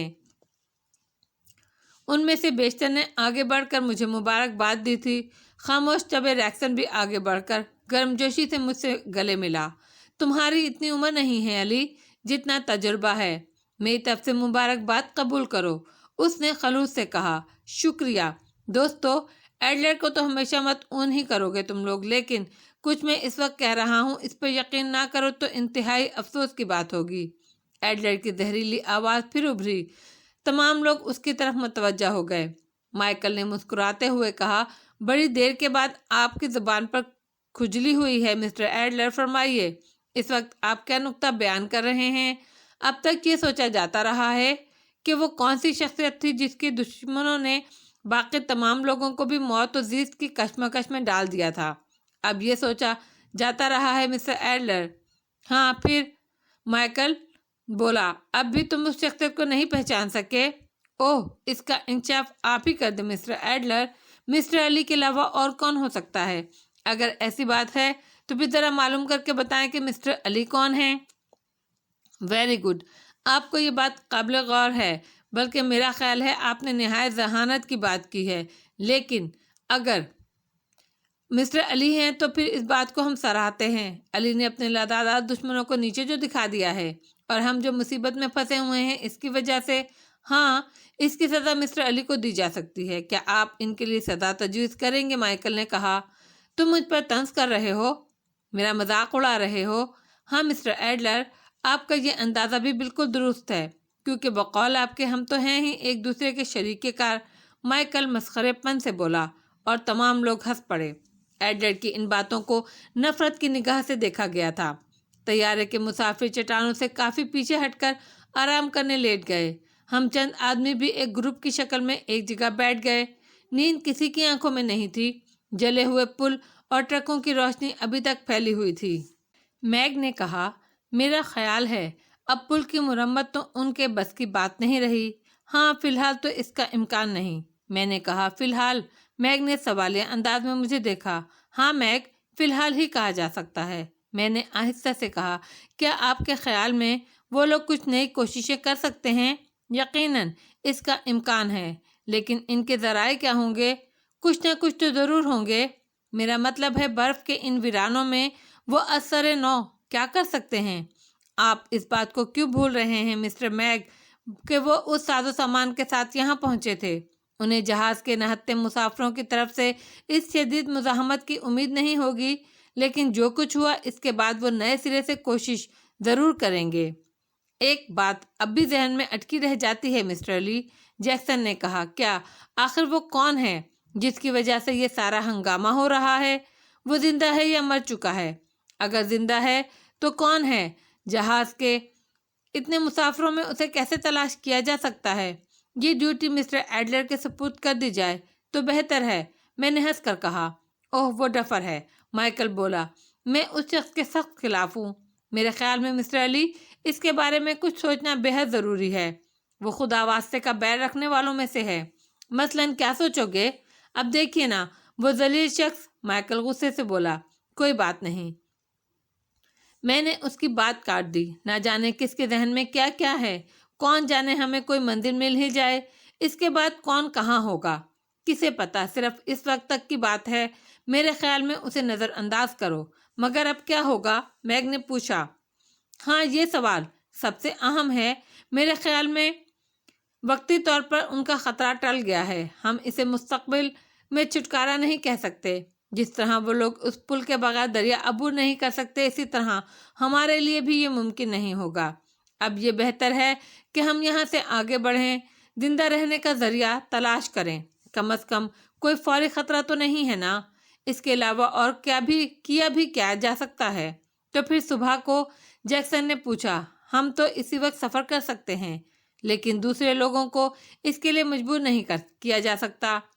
بات کچھ عجیب سی ہے مسٹر علی، فریڈ اس دوران میں پہلی مرتبہ بولا۔ کیا ہم میں سے کوئی کسی کا کچھ نہیں ہے؟ اس کے باوجود ہم اپنی زندگیاں بچانے کے بجائے ایک دوسرے کی مدد کے لیے کوشاں ہیں، جبکہ ہم میں سے کوئی بھی اس مصیبت کا ذمہ دار نہیں ہے۔ یہی تو زندگی ہے فریڈ، ورنہ بستیاں آباد نہ ہوتی، کوئی کسی کی ضرورت محسوس نہ کرتا۔ میں نے مسکرا کر کہا، ہاں، وہ لوگوں کو مایوس نہیں چھوڑا جا سکتا، سب اکٹھے جئیں گے، اکٹھے مریں گے۔ تو پھر صبح کو روانگی طے پائی؟ مائیکل نے پوچھا۔ یقیناً، بلکہ اعلیٰ اس صبح یہ طے کر کے ہم سب لوگ بھی آرام کرنے لیٹ گئے۔ شاید سب کے ذہن مختلف خیالات کی آماجگاہ بنے ہوئے تھے، جانتے تھے کہ یہ موت کا سفر ہے۔ انہیں طوفانی ہوائیں، برف پوش چوٹیوں اور انجانے راستوں پر سفر کرنا تھا، جو انہیں کہاں لے جائیں اس کا کوئی اندازہ نہیں تھا۔ سفر کا آغاز ہو گیا۔ ہمارے سامنے کوئی منزل نہیں تھی، بس ایک جذبہ تھا، شاہراہ حیات تلاش کرنے کا۔ تعلیم یافتہ اور سمجھدار لوگ تھے، اور حقیقت سے پوری طرح واقف بھی۔ کچھ کیا بھی تو نہیں جا سکتا تھا، اسی لیے گھسٹ رہے تھے۔ جو زخمی تھے ان کی امنگیں یہی تھیں کہ دو ادوار کے بغیر، دوا دارو کے بغیر اپنے پیروں پر چل سکیں۔ صرف چند لوگ ایسے تھے جو دوسروں کے رحم و کرم پر تھے، لیکن خدا ترس انسان انہیں بھی سنبھالے ہوئے تھے۔ صبح کو جب ہم روانہ ہوئے تو آسمان صاف اور موسم خوشگوار تھا، لیکن دن کو 10 بجے کے قریب بادل چھا گئے اور موسم میں یکایک تبدیلی پیدا ہو گئی۔ تھوڑی دیر کے بعد برف باری شروع ہو گئی، لیکن ہم چلتے رہے۔ جگہ جگہ پہاڑی ڈھلوان آئے، ان پر چلنا خاصا دشوار رہا، لیکن کسی نہ کسی طرح ہم راستہ عبور کرتے رہے۔ دوپہر کے بعد ایک حادثہ ہو گیا۔ ایک خطرناک ڈھلوان سے اترتے ہوئے ایک زخمی اسٹریچر سے گر کر ہلاک ہو گیا۔ اسے برف میں ہی دفن کر دیا گیا، اور پھر ہم آگے بڑھ گئے۔ یوں لگتا تھا جیسے یہ سفر کبھی ختم نہیں ہوگا، اور ہم مہذب دنیا سے دور ان برف پوش پہاڑوں میں مر کھپ جائیں گے۔ پھر ایک دشوار بلندی طے کر کے ہم چوٹی پر پہنچ گئے۔ آگے ذرا سی ڈھلوان تھی، اور اس کے بعد ایک لمحے کے لیے ہمارے ذہن شدید مایوسی کا شکار ہو گئے۔ تقریباً 50 فٹ بلند گلیشیئر راستہ روکے کھڑا تھا۔ مائیکل نے گہری سانس لے کر میری طرف دیکھا۔ میں نے گہری سانس لے کر کہا، چلتے رہنا ہے مائیکل، ہم راستہ کاٹ کر چلیں گے۔ سوری مسٹر علی، آئیے، اس نے کہا، اور ہم پھر چلنے لگے۔ گلیشیئر کے ساتھ ساتھ چکر کاٹتے ہوئے ہم آگے بڑھ رہے تھے۔ ایک طرف گلیشیئر تھا تو دوسری طرف گہری عمودی ڈھلوان۔ ذرا سی لرزش ہمیں ہزاروں فٹ کی گہرائی میں پہنچا سکتی تھی۔ تقریباً 4 گھنٹے کے مسلسل سفر کے بعد ہم دوسری طرف اپنا راستہ بنانے میں کامیاب ہو گئے۔ بڑی عجیب بات محسوس ہو رہی تھی، کوئی نہیں جانتا تھا کہ یہ سفر کہاں تک جاری رہے گا۔ بالآخر رات ہو گئی۔ کھلے آسمان کے نیچے برف باری میں بسر ہونے والی یہ رات بے حد خوفناک تھی۔ برفانی ٹیلے حد نگاہ بکھرے ہوئے تھے، کوئی جا پناہ نہیں تھی۔ یہ راستہ ہمارے موجود شب و روز کی سب سے خوفناک یہ رات ہمارے موجودہ شب و روز کی سب سے خوفناک اور المناک رات رہی تھی۔ 3 اور زخمی چل بسے تھے۔ صبح کوئی ایسا زخمی نہیں رہا جس کے لیے اسٹریچر کی ضرورت رہتی۔ جو زندہ تھے رات بھر میں وہ بھی ادموئے ہو گئے تھے، بدن سن ہوتے ہوئے محسوس ہو رہے تھے۔ یوں لگتا تھا جیسے ہاتھ پاؤں سوج کر من بھر کے ہو گئے ہوں۔ برفیلی مہب ہواؤں کے چھکڑ بھی چل رہے تھے، اور برف کے ذرے جسم میں گویا سوراخ کر رہے تھے۔ ہر چند کہ ہم نے خود کو کمبلوں میں لپیٹ رکھا تھا، مگر یہ سب کچھ ان ہواؤں کے سامنے بیکار تھا۔ کیا ان حالات میں آگے سفر کیا جا سکتا ہے مائیکل؟ مائیکل افسردہ لہجے میں بولا۔ ہاں، سفر جاری رکھا جائے گا، میں نے عزم سے کہا۔ چل سکیں گے یہ لوگ؟ چلنا ہوگا انہیں۔ میری آواز دوسرے لوگوں نے بھی سن لی تھی۔ ایڈلر نے حلق پھاڑ کر کہا، میرے لیے ممکن نہیں ہے، میرے پاؤں ناکارہ ہو چکے ہیں۔ کوئی حرج نہیں ہے مسٹر ایڈلر، جو لوگ آپ کے ساتھ یہاں رکنا چاہیں ان کے ساتھ کوئی زبردستی نہیں ہے۔ آپ نے خود کو کسی کا محکوم کیوں سمجھا ہے؟ آپ جس طرح چاہیں سفر کریں، ہم چلتے ہیں، میں نے پرسکون لہجے میں کہا۔ میں گویا تنہا رہ جاؤں گا؟ یہ بھی خوب کہی، اس نے پریشانی سے کہا۔ اگر میرے ساتھ کوئی بھی چلنا پسند نہ کرے تو بھی میں آگے بڑھوں گا۔ اب کیا خیال ہے مسٹر ایڈلر؟ مائیکل نے مسکرا کر کہا۔ وہ گردن جھٹک کر رہ گیا۔ دن بھر ہم وقفے سے چلتے رہے۔ رفتار بہت سست تھی۔ موسم دوپہر تک سخت خراب رہا، لیکن دوپہر کے بعد صورتحال کچھ بہتر ہو گئی اور اس وقت ہم ایک ڈھلوان کو طے کر نیچے پہنچے کہ دفتن وادی میں کچھ فاصلے پر ٹین کی چھتوں والے چند کیبن نظر آئے۔ ہم سب کے حلق سے خوشی میں چیخیں نکل گئیں، جسم میں خود بخود تیزی آ گئی، ہماری رفتار تیز ہو گئی۔ ہمیں معلوم تھا یہ کیبن کیسے ہیں، لیکن یہ پچھلے تجربات مہم کا کام کر رہے تھے۔ تھوڑی دیر بعد ہم کیبنوں کے پاس پہنچ گئے۔ چند گز کے فاصلے سے ہم نے دوڑنا شروع کر دیا۔ ان کی تعداد 6 تھی۔ سب بے تحاشا ان میں گھسنے لگے، لیکن چند لمحوں بعد سنسنی پھیل گئی۔ گولیاں چلنے کی آوازیں آئیں اور اس کے ساتھ ہی کئی چیخیں سنائی دیں۔ عورتیں چیخنے لگیں۔ میرے ساتھ لوبو، مائیکل اور جیکسن تھے۔ ہم تینوں ایک کیبن کے باہر ہی رک گئے۔ پھر میک اس کیبن سے برآمد ہوا۔ اس کے شانے سے خون بہہ رہا تھا۔ اس کے پیچھے فریڈ اور ریکسن تھے۔ انہوں نے میک کو سنبھالا۔ ارے یہ کیا ہوا؟ میرے منہ سے بے ساختہ نکلا۔ زیادہ زخم نہیں آیا، گولی صرف شانے کو چھوتی ہوئی گئی ہے، دیکھنا کہیں اور لوگ زخمی نہ ہو گئے ہوں، میگ نے حوصلے سے کہا۔ میں رائفل لیے قریب کے کیبن کی طرف دوڑا۔ وہ ضرورت کے سامان سے بھرا ہوا تھا، لیکن وہاں کوئی نہیں تھا۔ دوسرے کیبنوں کی بھی تلاش لے لی گئی، وہ بھی خالی تھے، البتہ ان کے عقب میں برف پر ٹائروں کے نشان موجود تھے۔ مکمل صورتحال سمجھ میں آ گئی۔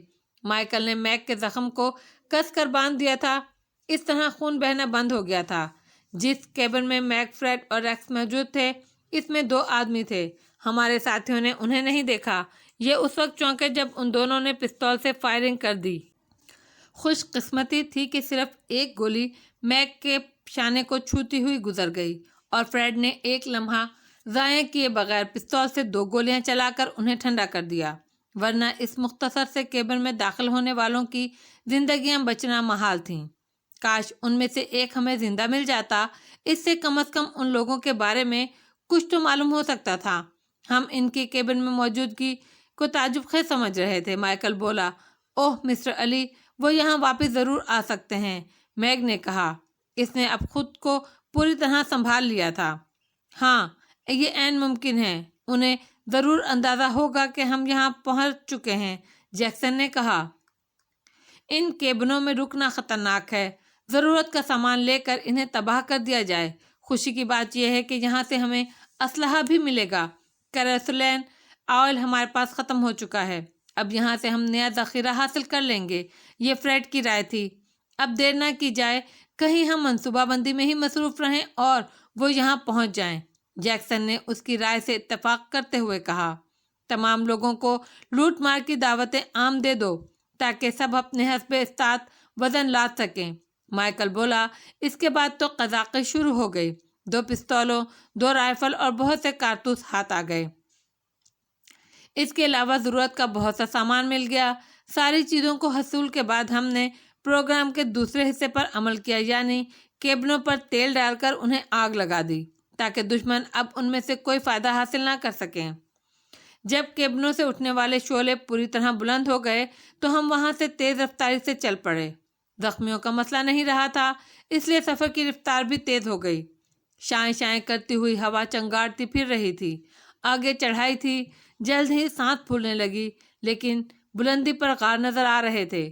ان غاروں تک پہنچنے کے لیے ایک درے سے گزرنا تھا۔ میں سوچ میں ڈوب گیا۔ میں نے مائیکل کی طرف دیکھا تو جیسے اس نے میرے چہرے کے تاثرات پڑھ لیے۔ میں بھی وہی سوچ رہا ہوں علی جو آپ، وہ بول پڑا۔ میرے خیال میں یہ پناہ گاہ بہتر رہے گی۔ میں نے اپنے دل کی بات کہی۔ 100% تھکے ہارے نیم جا لوگوں کو تھوڑا سا سکون مل جائے تو ان میں زندگی کی نئی لہر دوڑ جائے گی۔ یوں بھی مسلسل سفر ممکن نہیں ہے۔ تھوڑی دور چل کر وہ اس قابل نہیں رہیں گے کہ مزید سفر جاری رکھ سکیں، مائیکل بولا۔ तो फिर आओ उसी तरफ चलें। मैं बोला। हवा यख सर्द हवाओं के थपेड़ों से बचने के लिए हर दिल में ख्वाहिश थी। उस वक्त उन गारों की कद्र कीमत हमारे दिल ही जानते थे। 3 गार मुंतखब कर लिए गए और बेचारे मुसीबत ज़दा उनमें समा गए, लेकिन हमने शदीद थकन के बावजूद अपनी जिम्मेदारियां मद्देनज़र रखीं। इन हालात में भी पहरे का इंतज़ाम किया गया था। पहला शख्स लोबो था, जिसने दांत निकालते हुए कहा, सब लोग आराम से सो रहो, जिस वक्त थकन दूर हो जाए कोई एक आकर मेरी जगह संभाल ले। तुम भी तो थके हुए हो लोबो, माइकल ने कहा। ओह नहीं, मैं इस लफ्ज़ थकन के मायने से वाकिफ नहीं हूँ, इसीलिए कभी इसके बारे में नहीं सोचा, लोबो ने कहा। और माइकल मेरी तरफ देखने लगा। लोबो ठीक कहता है, इसे राइफल और कारतूस दे दो, मैंने कहा। लोबो पहरे पर तैनात हो गया। मोरेना और दूसरी औरतें उल्टा सीधा खाना तैयार करने लगीं। सब लोग खाना खाने के बाद लंबे लंबे लेट गए। मेरा ख्याल है मेरे अलावा सभी सो गए थे। मुझे नींद नहीं आई। थोड़ी देर आराम करने से तबीयत कुछ बहाल हो गई थी। मैं बाहर निकल आया। लोबो अपनी जगह डटा हुआ था। मुझे देखकर मुस्कुराया। इतनी जल्दी मास्टर? तुम भी थोड़ी देर आराम कर लो लोबो। यकीन करें मैं ज़रूरत महसूस नहीं करता। थकन नहीं हुई तुम्हें? तुम्हारे सामने इससे इनकार नहीं करूँगा मास्टर, लेकिन फिर आराम क्यों नहीं कर रहे? मैं यहाँ इस चट्टान पर कंबल में लिपटा आराम ही कर रहा था। बस यही आराम काफ़ी है, इससे ज़्यादा की ज़रूरत नहीं। मैंने गहरी सांस ली और ख़ुद भी उस चट्टान पर लेट गया जिस पर लोबो था। मैंने कंबल अपने गिर्द लपेट लिया था। कुछ देर के लिए खामोशी तारी हो गई। फिर लोबो ने इस खामोशी को तोड़ा। नींद आ रही है ना मास्टर? मैं जानता हूँ तुम सिर्फ मेरी वजह से बाहर आ गए हो। मेरी मानो, जाओ सो जाओ। थोड़ी देर बाद फिर बेशक तुम मेरी जगह संभाल लेना। नहीं लोबो, यकीन करो, नींद का शायबा भी नहीं है। फिर खामोश क्यों हो? सोच रहा हूँ। क्या मास्टर? क्या मास्टर? लोबो दिलचस्पी से बोला। तुम्हारे बारे में। दिल में क्या कहते होगे तुम भी? तुम्हारी जिंदगी मेरी वजह से। मेरी जिंदगी? सच सच कहूँ मास्टर कि वो मेरी जिंदगी थी। क्या वो मेरी जिंदगी थी, या ये मौजूदा जिंदगी मेरी है? ये तुम्हारा कर्ज नहीं है। जो मारे गए वो जिंदा नहीं हो सकते। जो तुम्हारे साथ साथ हैं वो लोबो नहीं मास्टर, तुम्हारा साया है। इस बात को लिख लेना बॉस। अगर तुम मुझसे पहले मरे तो ये साया भी एक लम्हे में ख़त्म हो जाएगा। लोबो की आवाज़ भर्रा गई। मैं उसके अल्फाज से शदीद मुतासिर हो गया था। मैंने उसकी कलाई पर हाथ रख दिया। काफ़ी देर के बाद मैंने भी गुलूगेर आवाज़ में कहा, दोस्तों के मामले में मैं बहुत खुशकिस्मत हूँ लोबो। यकीनन होगे मास्टर। मुझे अपने दोस्तों के बारे में बताओ। मेरी इब्तदाई ज़िंदगी दुखों से इबारत है। तुम्हारी तरह मैं भी गरीबुल वतन हूँ। तवील अरसे कबल अपने वतन से दूर अमेरिका में ज़ेर तालीम था, लेकिन वतन की मोहब्बत कभी दिल से नहीं निकली। मेरा देश हर लम्हे मेरे सीने में ज़िंदा रहता है। मुझे उसके तसव्वुर से भी प्यार है। वतन से दूर सान फ्रांसिस्को में मुझे एक दोस्त मिला, एक काबिल एतमाद और काबिल फ़ख्र दोस्त जो मेरा हम मज़हब नहीं था। उसका नाम हरबंस था। वो मुझे हमेशा से याद है और हमेशा याद रहेगा। मेरी एक और दोस्त थी लुईशी, एक चीनी लड़की जिसने मेरे लिए जान की बाजी लगाई। और फिर फादर जोशो। उन लोगों को ज़िंदगी की आखिरी सांस तक नहीं भूल सकूंगा मैं। लोबो, उन्होंने बेमिसाल मेरी मदद की। बल्कि यूं कहूँ कि उन्होंने आज मुझे यहाँ तक पहुँचाने में मेरी मदद की है, वरना शायद मेरे लिए ये सब मुमकिन ना होता। Very good. वैसे तुम्हारे बारे में एक तजस्सुस बार बार जहन में उभरता है। मैंने सोचा किसी मुनासिब वक्त में इस बारे में पूछ लूँगा। क्या तजस्सुस उभरता है लोबो? बस यही कि तुम कौन हो, जिन लोगों के लिए तुम काम कर रहे हो उनका तुमसे क्या ताल्लुक़ है। तुम्हारे बारे में मेरी एक राय है मास्टर, और मैं उस पर मुकम्मल यकीन रखता हूँ। वो क्या? तुम उन लोगों से कोई मुआवजा लेकर काम तो नहीं कर सकते। मुआवजे पर काम करने वाले ज़रा मुख्तलिफ होते हैं। क्या मैं गलत सोच रहा हूँ? नहीं लोबो, तुम्हारा ख्याल दुरुस्त है। हम लोग एक ही मिशन से ताल्लुक़ रखते हैं और तुम्हें इस दौरान मैं तंजीम के मिशन के बारे में मालूम हो चुका है। मैं इस मिशन की सच्चाई के लिए काम कर रहा हूँ। ये सिर्फ जज्बा है जिसने मुझे दूसरी तमाम बातों से बेनियाज कर दिया है। आंखें बंद करके तस्लीम करता हूँ मास्टर। दर हकीकत जज्बे ही दलेरी पैदा करते हैं। लोबो ने गहरी सांस लेकर कहा। ایک بار پھر ہم خاموش ہو گئے، سوئے ہوئے ایسے سوئے کہ کسی نے کروٹ بھی نہیں بدلی، حالانکہ اصولاً وہ اپنی ڈیوٹی سنبھالنے کے پابند تھے، لیکن میں نے یا لوبو نے اس سلسلے میں کسی سے کچھ نہیں کہا۔ سورج گہرے بادلوں کی اوٹ میں چلا گیا، روشنی معدوم ہو گئی، تاریکی گہری ہوتی چلی گئی، یہاں تک کہ شام پوری طرح جھک آئی۔ گھڑیوں کے مطابق ابھی شام ہی ہوئی تھی، لیکن تاریکی اس قدر بڑھ گئی تھی کہ رات سی لگتی تھی۔ تحت نگاہ مناظر دھندلے ہو گئے تھے، اور اسی دھندلے میں نے ایک رینگتے ہوئے دھبے کو دیکھا۔ میں چونک گیا۔ لوبو، میں نے سرگوشی کی۔ جیپ ہے ماسٹر، اسی طرف آ رہی ہے، میری سرگوشی کے جواب میں لوبو نے کہا۔ ہم دونوں خاموشی سے درے کی چٹان پر لیٹے جیپ کو دیکھتے رہے۔ گہرے سناٹے میں جیپ کے انجن کی آواز مکھیوں کی بھنبھناہٹ کی مانند ابھر رہی تھی۔ پھر انہوں نے تاریکی کے پیش نظر ہیڈ لائٹس روشن کی۔ وہ یقیناً اندازے کی بنا پر آگے بڑھ رہے تھے۔ جیپ تھوڑے فاصلے پر رک گئی اور 4 سائے نیچے اتر آئے۔ انہوں نے آپس میں کچھ گفتگو کی اور ان میں سے 3 سائے منتشر ہو گئے۔ ایک سایہ جیپ کے پاس ہی کھڑا رہا، غالباً جیپ کی حفاظت کے لیے۔ لوبو، جیپ کے پاس کھڑے ہوئے شخص کو سنبھالو، میں ان لوگوں کو دیکھتا ہوں، میں نے لوبو کے کان میں کہا۔ اوکے ماسٹر، لوبو نے کہا۔ میں نے اپنی جگہ چھوڑ دی اور تاریکی میں آنکھیں پھاڑتا ہوا آگے بڑھنے لگا۔ وہ لوگ نگاہوں سے اوجھل ہو گئے تھے، نہ جانے کہاں گم ہو گئے تینوں۔ پھر ایک لڑکتے ہوئے پتھر نے میری مدد کی اور مجھے ان کی سمت معلوم ہو گئی۔ وہ اسی غار کے قریب موجود تھے جس میں ہمارے ساتھی چھپے ہوئے تھے۔ میرا دل دھک سے رہ گیا، کیا انہیں ان لوگوں کی موجودگی کا علم ہو گیا؟ میں نے رائفل سیدھی کی اور برق رفتاری سے ان کی طرف بڑھنے لگا۔ اچانک ایک پتھر میرے پاؤں کے نیچے آ کر لڑک گیا اور وہ اچھل کر بھاگے۔ غالباً وہ پوزیشن لینے کے چکر میں تھے۔ خدا جانے انہیں کچھ غار کے بارے میں معلوم ہوا تھا یا نہیں، لیکن میری سمت کا اندازہ وہ بخوبی لگا چکے تھے۔ یہ اتفاق ہی تھا کہ میں غیر محسوس طور پر انہیں تلاش کرتا ہوا ایک غار تک آ گیا تھا۔ اسی غار میں کسی کی آنکھ نہیں کھلی اور غار کے دہانے پر کچھ آوازیں سنائی دیں۔ بس غضب ہو گیا، اسٹین گن سے گولیاں برسنے لگیں۔ غار کے دہانے سے کئی کربناک چیخیں بلند ہوئیں۔ نہ جانے کون شکار ہو گیا۔ میں نے سب کی زندگی کا ٹھیکہ تو نہیں لے رکھا تھا۔ ہوش و حواس قائم رکھنے چاہیے تھے ان لوگوں کو بھی۔ اس کے سوا کوئی چارہ کار نہیں تھا کہ میں فائرنگ کر کے ان لوگوں کی توجہ غار سے ہٹاؤں۔ اگر انہیں اندازہ ہو گیا کہ غار میں نہتے لوگ بھرے ہوئے ہیں تو وہ اندر داخل ہو کر ایک ایک کو بھون ڈالتے۔ چنانچہ اس بار میں نے بیکار فائرنگ کی اور جلدی سے اپنی جگہ چھوڑ کر دوسری پوزیشن سنبھال لی۔ اسٹین گن کا رخ اس سمت ہو گیا جہاں سے میں نے گولیاں برسائی تھیں، لیکن میں نے بھی اس جگہ کا اندازہ لگا لیا جہاں وہ لوگ موجود تھے۔ اس بار میری رائفل نے 2 کامیاب فائر کیے۔ 2 چیخیں بلند ہوئیں اور اسٹین گن خاموش ہو گئی۔ میں نے پھر اپنی جگہ چھوڑ دی اور ایک ابھری ہوئی چٹان کی اوٹ میں پہنچ گیا۔ دفعتاً میں نے چند اور روشنیاں دیکھیں اور پھر بڑے انجنوں کی آوازیں ابھریں۔ وہ ٹرک تھے جو کہیں قریب موجود تھے، اور جیپ صورتحال کا جائزہ لینے کے لیے یا ہمیں تلاش کرنے کے لیے اس طرف آئی تھی۔ اب فائرنگ کی آواز پر ٹرک بھی حرکت میں آ گئے تھے۔ حالات بگڑ گئے تھے۔ لگتا تھا جیسے اس بار انہوں نے ہوشیاری سے ہمیں گھیر لیا ہے۔ تاریکی کی وجہ سے کوئی مؤثر قدم بھی نہیں اٹھایا جا سکتا تھا۔ ٹرک چڑھائی پر آ رہے تھے اور ان کی رفتار کافی تیز تھی۔ پھر ان سے فائرنگ ہونے لگی۔ یہ مشین گن کی فائرنگ تھی۔ چٹانیں تڑکنے لگیں، سنگریزے فضا میں اڑنے لگے۔ پھر نہ جانے کہاں سے اسٹین گن کی فائرنگ کی آواز آئی اور دونوں ٹرک کی روشنیاں بجھ گئیں۔ شیشے ٹوٹنے کی آواز فضا میں گونج اٹھی تھی۔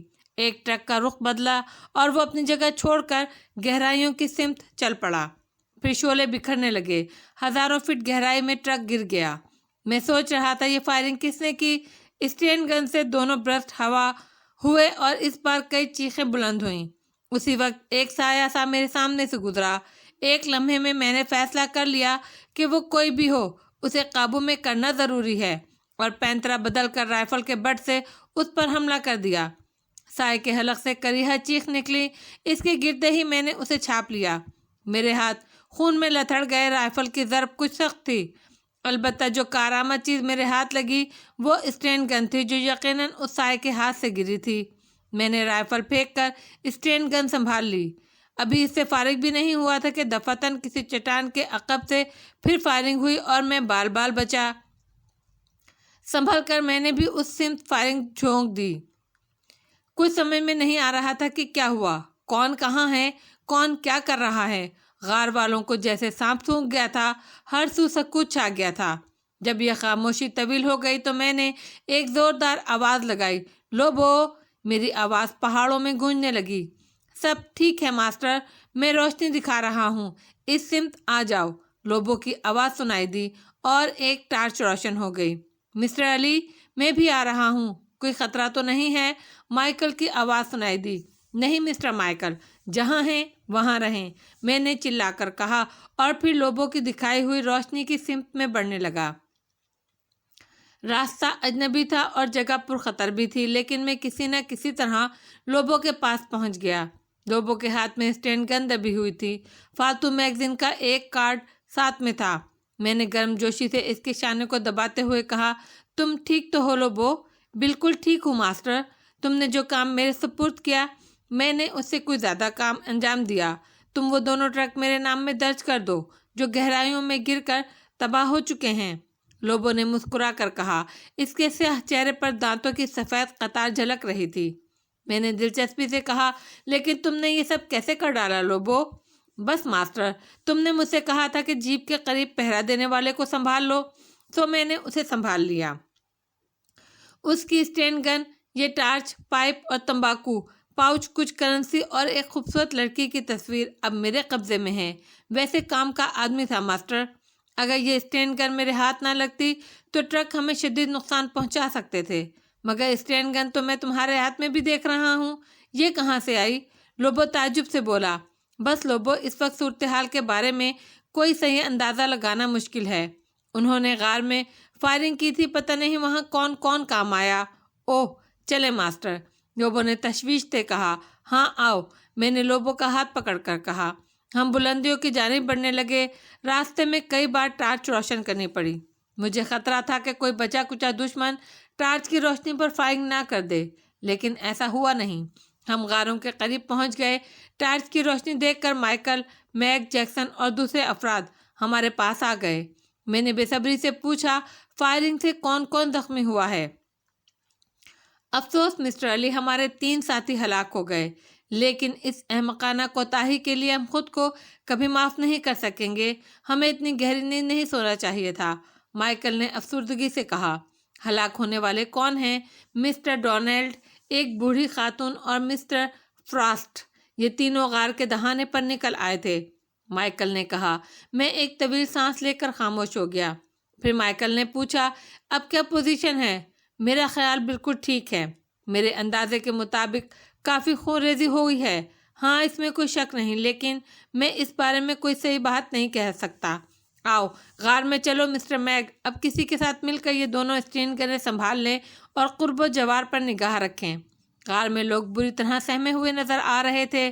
میں نے انہیں تسلی دی اور آرام کرنے لیٹ گیا۔ مائیکل وغیرہ بھی میرے نزدیک بیٹھ گئے اور مجھ سے تفصیلات معلوم کرنے لگے۔ یوں رات گزر گئی، نیند تو اس کے بعد کسی کو نہیں آئی۔ صبح کی روشنی میں ہم نے قرب و جوار میں دیکھا، بہت سی لاشیں برف پر پڑی ہوئی تھیں۔ نیچے گہرائیوں میں تباہ شدہ ٹرکوں کے ڈھانچوں سے اب بھی دھواں اٹھ رہا تھا۔ گہرائیوں سے دھواں فضا میں بلند ہوتا عجیب لگ رہا تھا۔ ہم دیر تک لاشوں اور دھوؤں کو دیکھتے رہے۔ پھر مائیکل گہری سانس لے کر بولا، اب تو اس زندگی سے اکتاہٹ محسوس ہونے لگی ہے مسٹر علی۔ اکتاہٹ موت کو کہتے ہیں، اور میرے خیال میں ابھی تم موت کے آرزومند نہیں ہو۔ آپ جیسا حوصلہ کہاں سے لاؤں؟ سب کچھ ہماری ذات میں موجود ہے۔ ان عورتوں کو دیکھو جن کا سہارا صرف ہم ہیں، وہ ہمارے تحفظ میں زندگی تلاش کر رہی ہیں، میں نے کہا، اور مائیکل خاموش ہو گیا۔ زندگی کے متلاشی پھر زندگی کی تلاش میں سرگرداں ہو گئے۔ ہم نے سفر کا آغاز کر دیا، لیکن نہ جانے کیوں آج طبیعت پر کچھ اداسی چھائی ہوئی تھی۔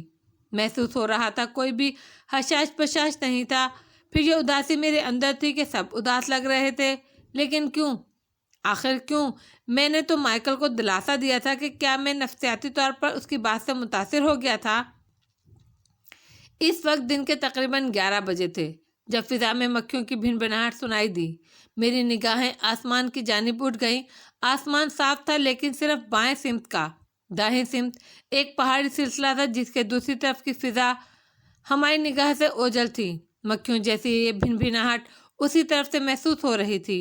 ہم لوگ ایک دشوار گزار راستے سے گزر رہے تھے۔ ہمارے داہنے ہاتھ پر پہاڑیاں بلندیوں تک تھیں اور بائیں ہاتھ پر پستیاں جو بہت گہری تو نہیں تھیں لیکن اس طرح کی تھی کہ ان کی ڈھلوانوں پر اترنا ممکن نہیں تھا۔ اور یہ آوازیں، میں نے اپنے ذہن میں شدید سنسنی محسوس کی۔ پھر میری آواز ابھری، مائیکل! کچھ فاصلے پر کسی خیال میں ڈوبا قدم اٹھاتا ہوا مائیکل ٹھٹک گیا۔ آپ نے مجھے آواز دی مسٹر علی؟ ہاں، میں آہستہ سے بولا۔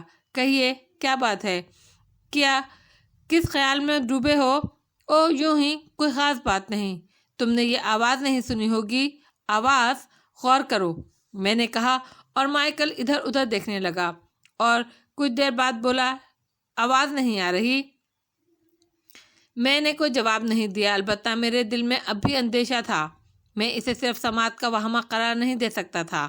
آہستہ آہستہ آواز پھر تیز ہو گئی۔ سنو مائیکل، میں جلدی سے بولا۔ او ہاں یہ آواز، او مسٹر علی، یہ تو شاید کسی جہاز یا ہیلی کاپٹر کی۔ کیا ہماری تلاش شروع ہو گئی یا پھر یہ ان کا تعلق دشمن؟ اس کا جملہ پورا نہیں ہو پایا تھا کہ پہاڑوں سے ایک ہیلی کاپٹر نمودار ہوا اور سب چونک پڑے۔ امدادی پارٹی! چند لوگوں نے خوشی کے نعرے لگائے اور ایک پرجوش شخص نے قمیض اتار کر زور زور سے ہلانی شروع کر دی۔ سب لوگ چلتے چلتے رک گئے تھے۔ کیا خیال ہے ماسٹر؟ لوبو نے سرگوشی کی۔ امدادی پارٹی نہیں ہو سکتی لوبو، میرا بھی یہی خیال ہے، لوبو جلدی سے بولا۔ ہیلی کاپٹر آہستہ آہستہ ہمارے قریب آنے لگے لیکن اتنا بھی نہیں کہ ہم اس میں بیٹھے ہوئے لوگوں کو دیکھ سکتے۔ پھر وہ ایک طرف جھکے اور پہاڑ کے عقب میں چلے گئے۔ میں تشویش زدہ نگاہوں سے فضا میں دیکھ رہا تھا۔ ہیلی کاپٹر میں آنے والوں نے ہمیں ضرور دیکھ لیا ہوگا۔ یہ ناممکن ہے کہ ان کی ہم پر نگاہ نہ پڑی ہو۔ اگر وہ ہمارے ہمدرد ہوتے تو فوری طور پر ہمارے لیے کچھ نہ کچھ کرتے، تب بھی کر نہ پاتے تب بھی دلاسا تو دینے کی کوشش ضرور کرتے۔ اس طرح سے جائزہ لے کر چلے جانے کا مطلب ہے اس کے علاوہ اور کچھ نہیں کہ وہ ہمارے دشمن ہیں۔ مائیکل میرے قریب کھسک آیا۔ کیا خیال ہے ان لوگوں کے بارے میں؟ پہلی بار صورتحال سخت تشویشناک ہو گئی ہے، میں نے سر پکڑ کر تشویش کا اظہار کرتے ہوئے کہا۔ جہاں کچھ احمق سمجھ رہے ہیں کہ ان کا تعلق امدادی پارٹی سے ہے لیکن ان کو صرف اس بات کا اشارہ نہیں ہوا۔ ہاں یہ خام خیالی ہے، میں نے کہا۔ مان کچھ زیادہ ہی گڑگڑاہٹ سنائی دی اور میں نے مائیکل کی توجہ اس طرف دلائی۔ اس بار آوازیں زیادہ ہیں۔ اس نے کوئی جواب نہیں دیا۔ جواب دینے کی نوبت ہی نہیں آئی۔ اس بار 3 ہیلی کاپٹر تھے۔ تینوں نہایت تیز رفتاری سے ہمارے سروں پر سے گزرے اور ہمارے ارد گرد پتھروں کی کرچیاں اڑنے لگیں۔ ہیلی کاپٹروں سے مشین گنوں نے گولیاں برسائی تھیں۔ افراتفری مچ گئی۔ انتہائی خطرناک جگہ تھی۔ کچھ لوگوں نے گولیوں سے بچنے کے لیے چھلانگیں لگائیں اور بدحواسی میں گہرائیوں میں جا گرے۔ ان کی دل خراش چیخیں کانوں میں پگھلے ہوئے شیشے کی مانند اتری۔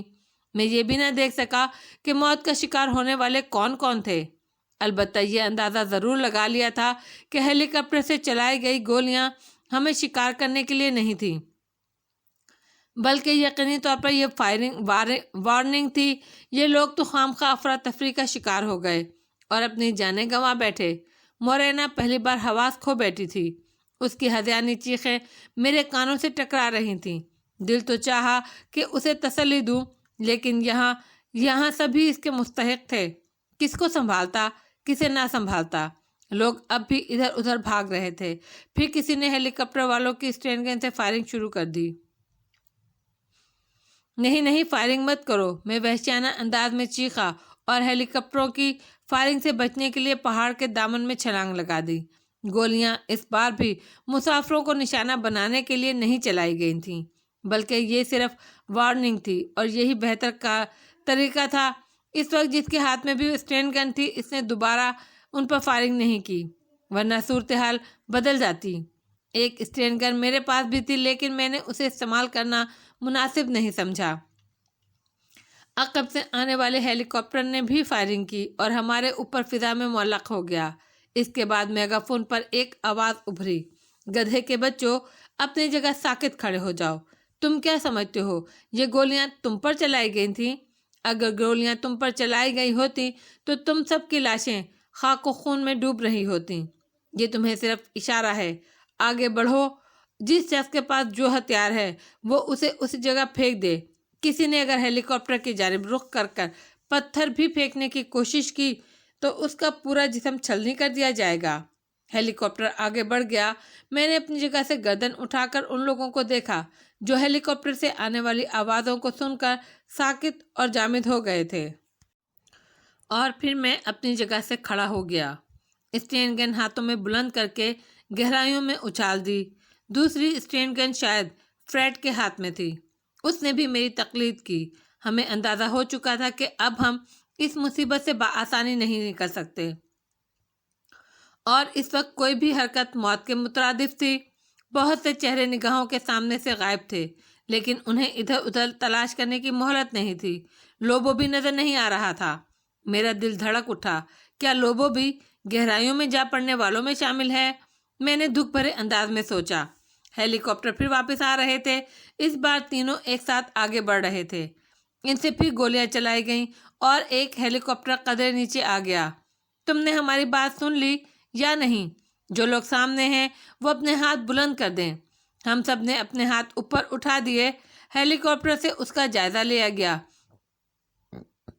پھر دوبارہ آواز سنائی دی، آگے بڑھتے رہو۔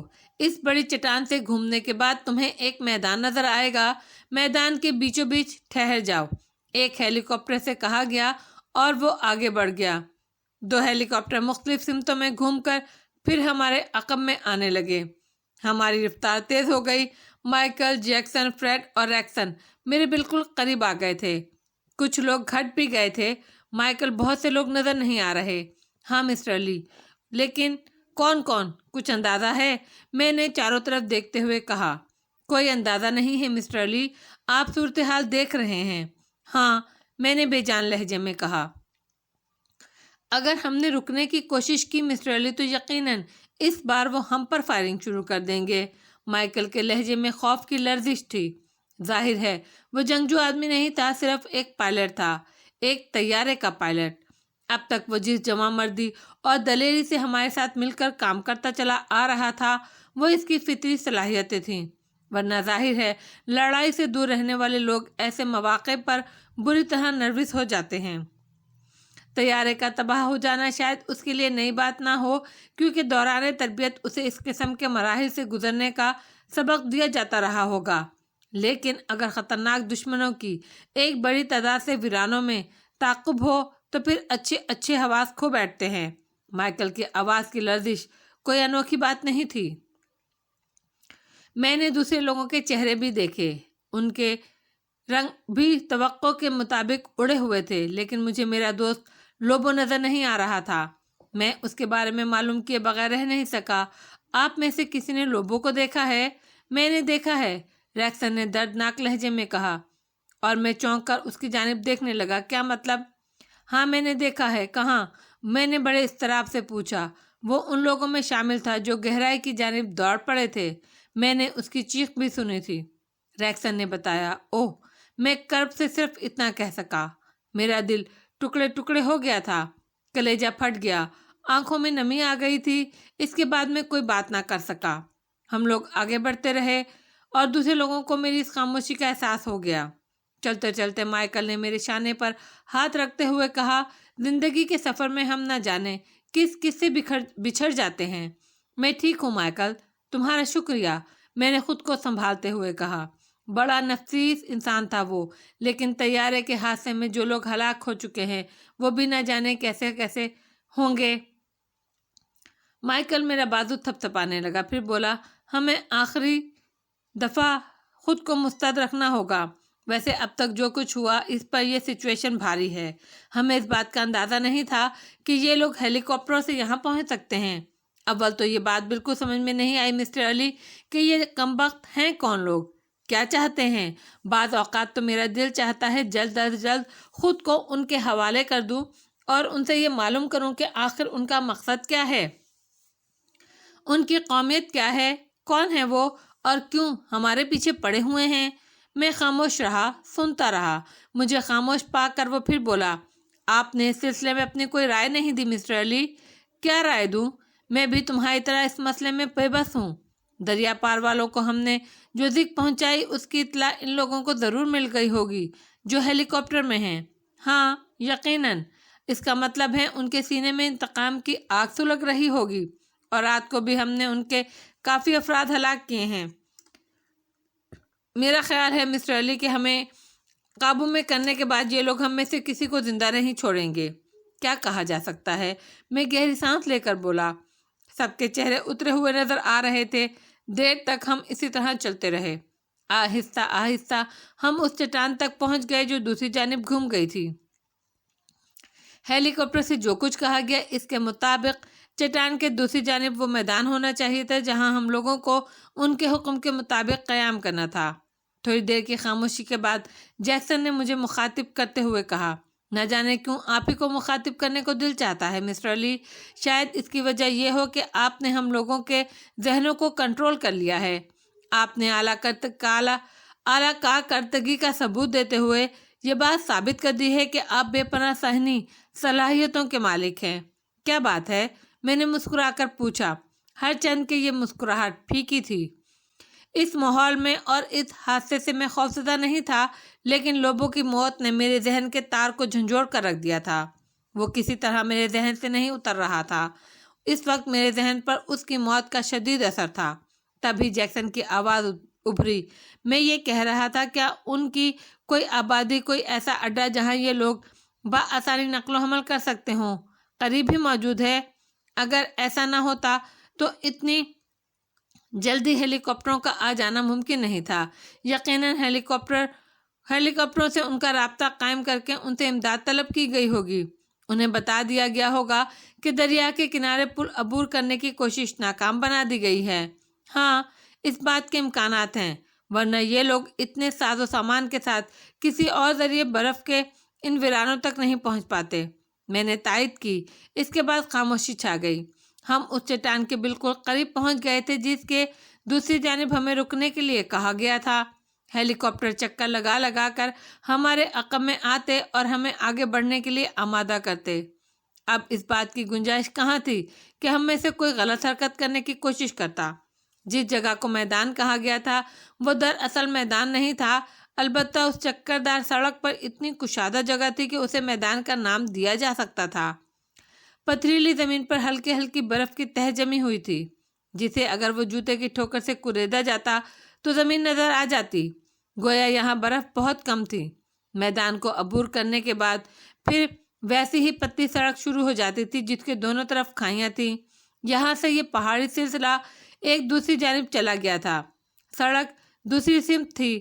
وہ سڑک زیادہ خطرناک تھی، اس پر سے کسی ٹریفک کا گزرنا ممکن نہیں تھا۔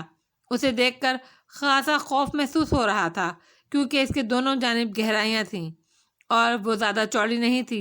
بہت سے آدمی ایک ساتھ اس پر سے گزر سکیں یا رک جائے، اس پر سفر کیا جا سکتا تھا، پتہ نہیں۔ میں یہ سوچنے لگا کہ اگر ہم ہیلی کاپٹر کی نگاہوں میں آئے بغیر یہاں تک پہنچ بھی جاتے تو اس سڑک کو عبور کرنا خاصا مشکل مرحلہ ہوتا، جو تقریباً 2-2.5 میل لمبی تھی اور جس کے بعد پھر پہاڑی سلسلہ نظر آ رہا تھا۔ اس لمبی سڑک کو اس طرح عبور کرنا میرے خیال میں کسی طرح ممکن نہیں تھا، خاص طور سے اس لیے بھی کہ ہمارے ساتھ خواتین بھی تھیں۔ مائیکل، فریڈ، جیکسن اور دوسرے لوگوں کے ذہنوں میں بھی یہ سوال یقیناً موجود تھا۔ مسٹر ریکسن خاصے پریشان نظر آ رہے تھے۔ ان کے چہرے پر الجھن کے نمایاں اثرات تھے۔ بارہا ان کی نگاہیں فضا میں جاتی۔ بالآخر انہوں نے سرد لہجے میں کہا، زندگی کو اگر ایسے حادثات سے دوچار ہونا ہو تو پھر انسان کے لیے اس کے گھر کی 4 دیواری بہتر ہے۔ ہم لوگ کتنے بے بس ہیں، کس قدر بے بس ہیں۔ حوصلہ رکھیے مسٹر ریکسن، آپ کو اندازہ ہے آپ کن حالات سے زندگی کی جانب آئے تھے؟ ہاں، مجھے اندازہ ہے۔ میرا خیال ہے مسٹر ریکسن، آپ کی زندگی ایک سبق ہے، ہم سب کے لیے۔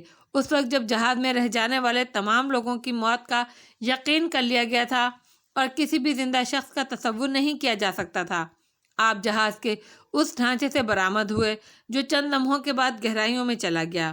بے شک، ریکسن نے جواب دیا۔ تو پھر ان حالات میں ہم زندگی کو کچھ نہیں کہہ سکتے۔ وقت اور ماحول اپنا سفر کر رہا ہے اور کرتا رہے گا۔ ریکسن نے میری اس فلسفیانہ بات کا کوئی جواب نہیں دیا۔ ہم لوگ میدان میں بیچوں بیچ کھڑے ہو گئے تھے۔ تب ہم نے تینوں ہیلی کاپٹرز کو نیچے اترتے ہوئے دیکھا اور چند لمحات کے بعد ان کے انجن بند ہو گئے۔ ہیلی کاپٹر سے 2 آدمی نیچے کودے تھے۔ ان کے ہاتھوں میں اسٹین گنیں دبی ہوئی تھیں۔ جسم پر نیلے رنگ کی مخصوص وردی تھی جس پر کوئی نشان نہیں تھا۔ ان کے چہرے خاصے خوفناک نظر آ رہے تھے، یورپین نسل ہی کے لگتے تھے۔ آہستہ آہستہ آگے بڑھتے ہوئے ہمارے نزدیک پہنچ گئے۔ انہوں نے ہمیں اسٹین گنوں کی زد میں لے لیا۔ ہم نے ہاتھ پہلے ہی بلند کر رکھے تھے، اسی لیے انہیں ہم سے کچھ کہنے کی ضرورت پیش نہیں آئی۔ پھر ان میں سے 2 آدمیوں نے اپنی اسٹین گنیں کاندھوں پر لٹکائیں اور رسیاں سامنے کر لیں جنہیں وہ ہیلی کاپٹروں سے اتار کر لائے تھے۔ وہ نائلون کی مضبوط سفید رسیاں تھیں۔ ہمیں ہاتھ پشت پر کرنے کے لیے کہا گیا اور ایک ایک کر کے تمام افراد کو کس کر باندھ دیا گیا۔ ہم گرفتار ہو چکے تھے۔ اس کام سے فارغ ہونے کے بعد انہوں نے ہمیں ہیلی کاپٹر کی طرف چلنے کا اشارہ کیا۔ 4 افراد 2 ہیلی کاپٹروں میں بٹھا دیے گئے۔ باقی لوگوں کو انتظار کرنے کے لیے کہا گیا۔ جیکسن، فریڈ، ریکسن اور میگ ایک ہیلی کاپٹر میں تھے اور روانہ ہو چکے تھے۔ دونوں ایئر ہوسٹس مسٹر ہائیکر اور مورینا کو دوسرے ہیلی کاپٹر میں لے جایا گیا۔ باقی 2 آدمی ایک ہیلی کاپٹر کے ساتھ ہماری نگرانی پر معمول رہے۔ اس دوران میں کسی نے کوئی بات چیت نہیں کی۔ وہ لوگ بھی خاموشی سے ہم پر نگاہیں جمائے رہے، اسٹین گن سیدھی کیے کھڑے رہے۔ ویسے شکلوں سے میں نے اندازہ لگا لیا تھا کہ وہ یورپی باشندے تھے، لیکن ممکن تھا یہودی ہوں۔ میرے ذہن میں اس کے سوا اور کوئی بات نہیں آ رہی تھی۔ میں متجسس تھا، معلوم کرنا چاہتا تھا یہ سارا کھیل کیا ہے۔ ہیلی کاپٹر تقریباً 20 منٹ کے بعد واپس آئے۔ اس بار باقی تمام لوگوں کو 3 ہیلی کاپٹروں میں بٹھا لیا گیا۔ اب کوئی قیدی نہیں رہا تھا۔ ہم سب لوگ اس نامعلوم منزل کی جانب چل پڑے جہاں ہمارے بعض ساتھی پہنچ چکے تھے، اور یہ نامعلوم منزل برفیلے پہاڑوں کے اس طویل و عریض سلسلے کے دوسری جانب ایک سرد و شاداب وادی میں تھی جس کا اس برفانی علاقے میں تصور بھی نہیں کیا جا سکتا تھا۔ لہلہاتی ہوئی وادی میں ایک بڑی سی جھیل نظر آ رہی تھی اور اس کے اطراف بے شمار خیمے لگے ہوئے تھے۔ یقیناً یہ کوئی عارضی چھاؤنی تھی، لیکن یہ سب کون لوگ تھے اور یہ جگہ کون سی تھی اس کا تعین ابھی تک نہیں کیا جا سکا تھا۔ سفید خیموں کے دوسری جانب لکڑی کے مخصوص قسم کے بیرکس بنے ہوئے تھے، اسی انداز کے جن میں فوجی یا پھر قیدیوں کو رکھا جاتا ہے۔ میں نے ان کے بارے میں یہی اندازہ لگایا کہ یہ سب دوسری جنگ عظیم کے بعد کے نشانات ہیں جو اتحادی یا نازی ان ویرانوں میں چھوڑ گئے تھے۔ کچھ لوگوں نے ان تمام چیزوں کو انتہائی خوبصورتی سے استعمال کیا ہے۔ وہ چھوٹا سا رن وے جس پر طیارے کو اتارنے کی کوشش کی گئی تھی، اس کے بعد کیبنوں کا وہ سلسلہ جو بلندیوں اور اس کے بعد ڈھلوانوں میں تھا، اور پھر سرسبز و شاداب وادی میں یہ بیرکس۔ ممکن ہے 1939 سے لے کر 1945 تک یہ بیرکس آباد رہی ہوں۔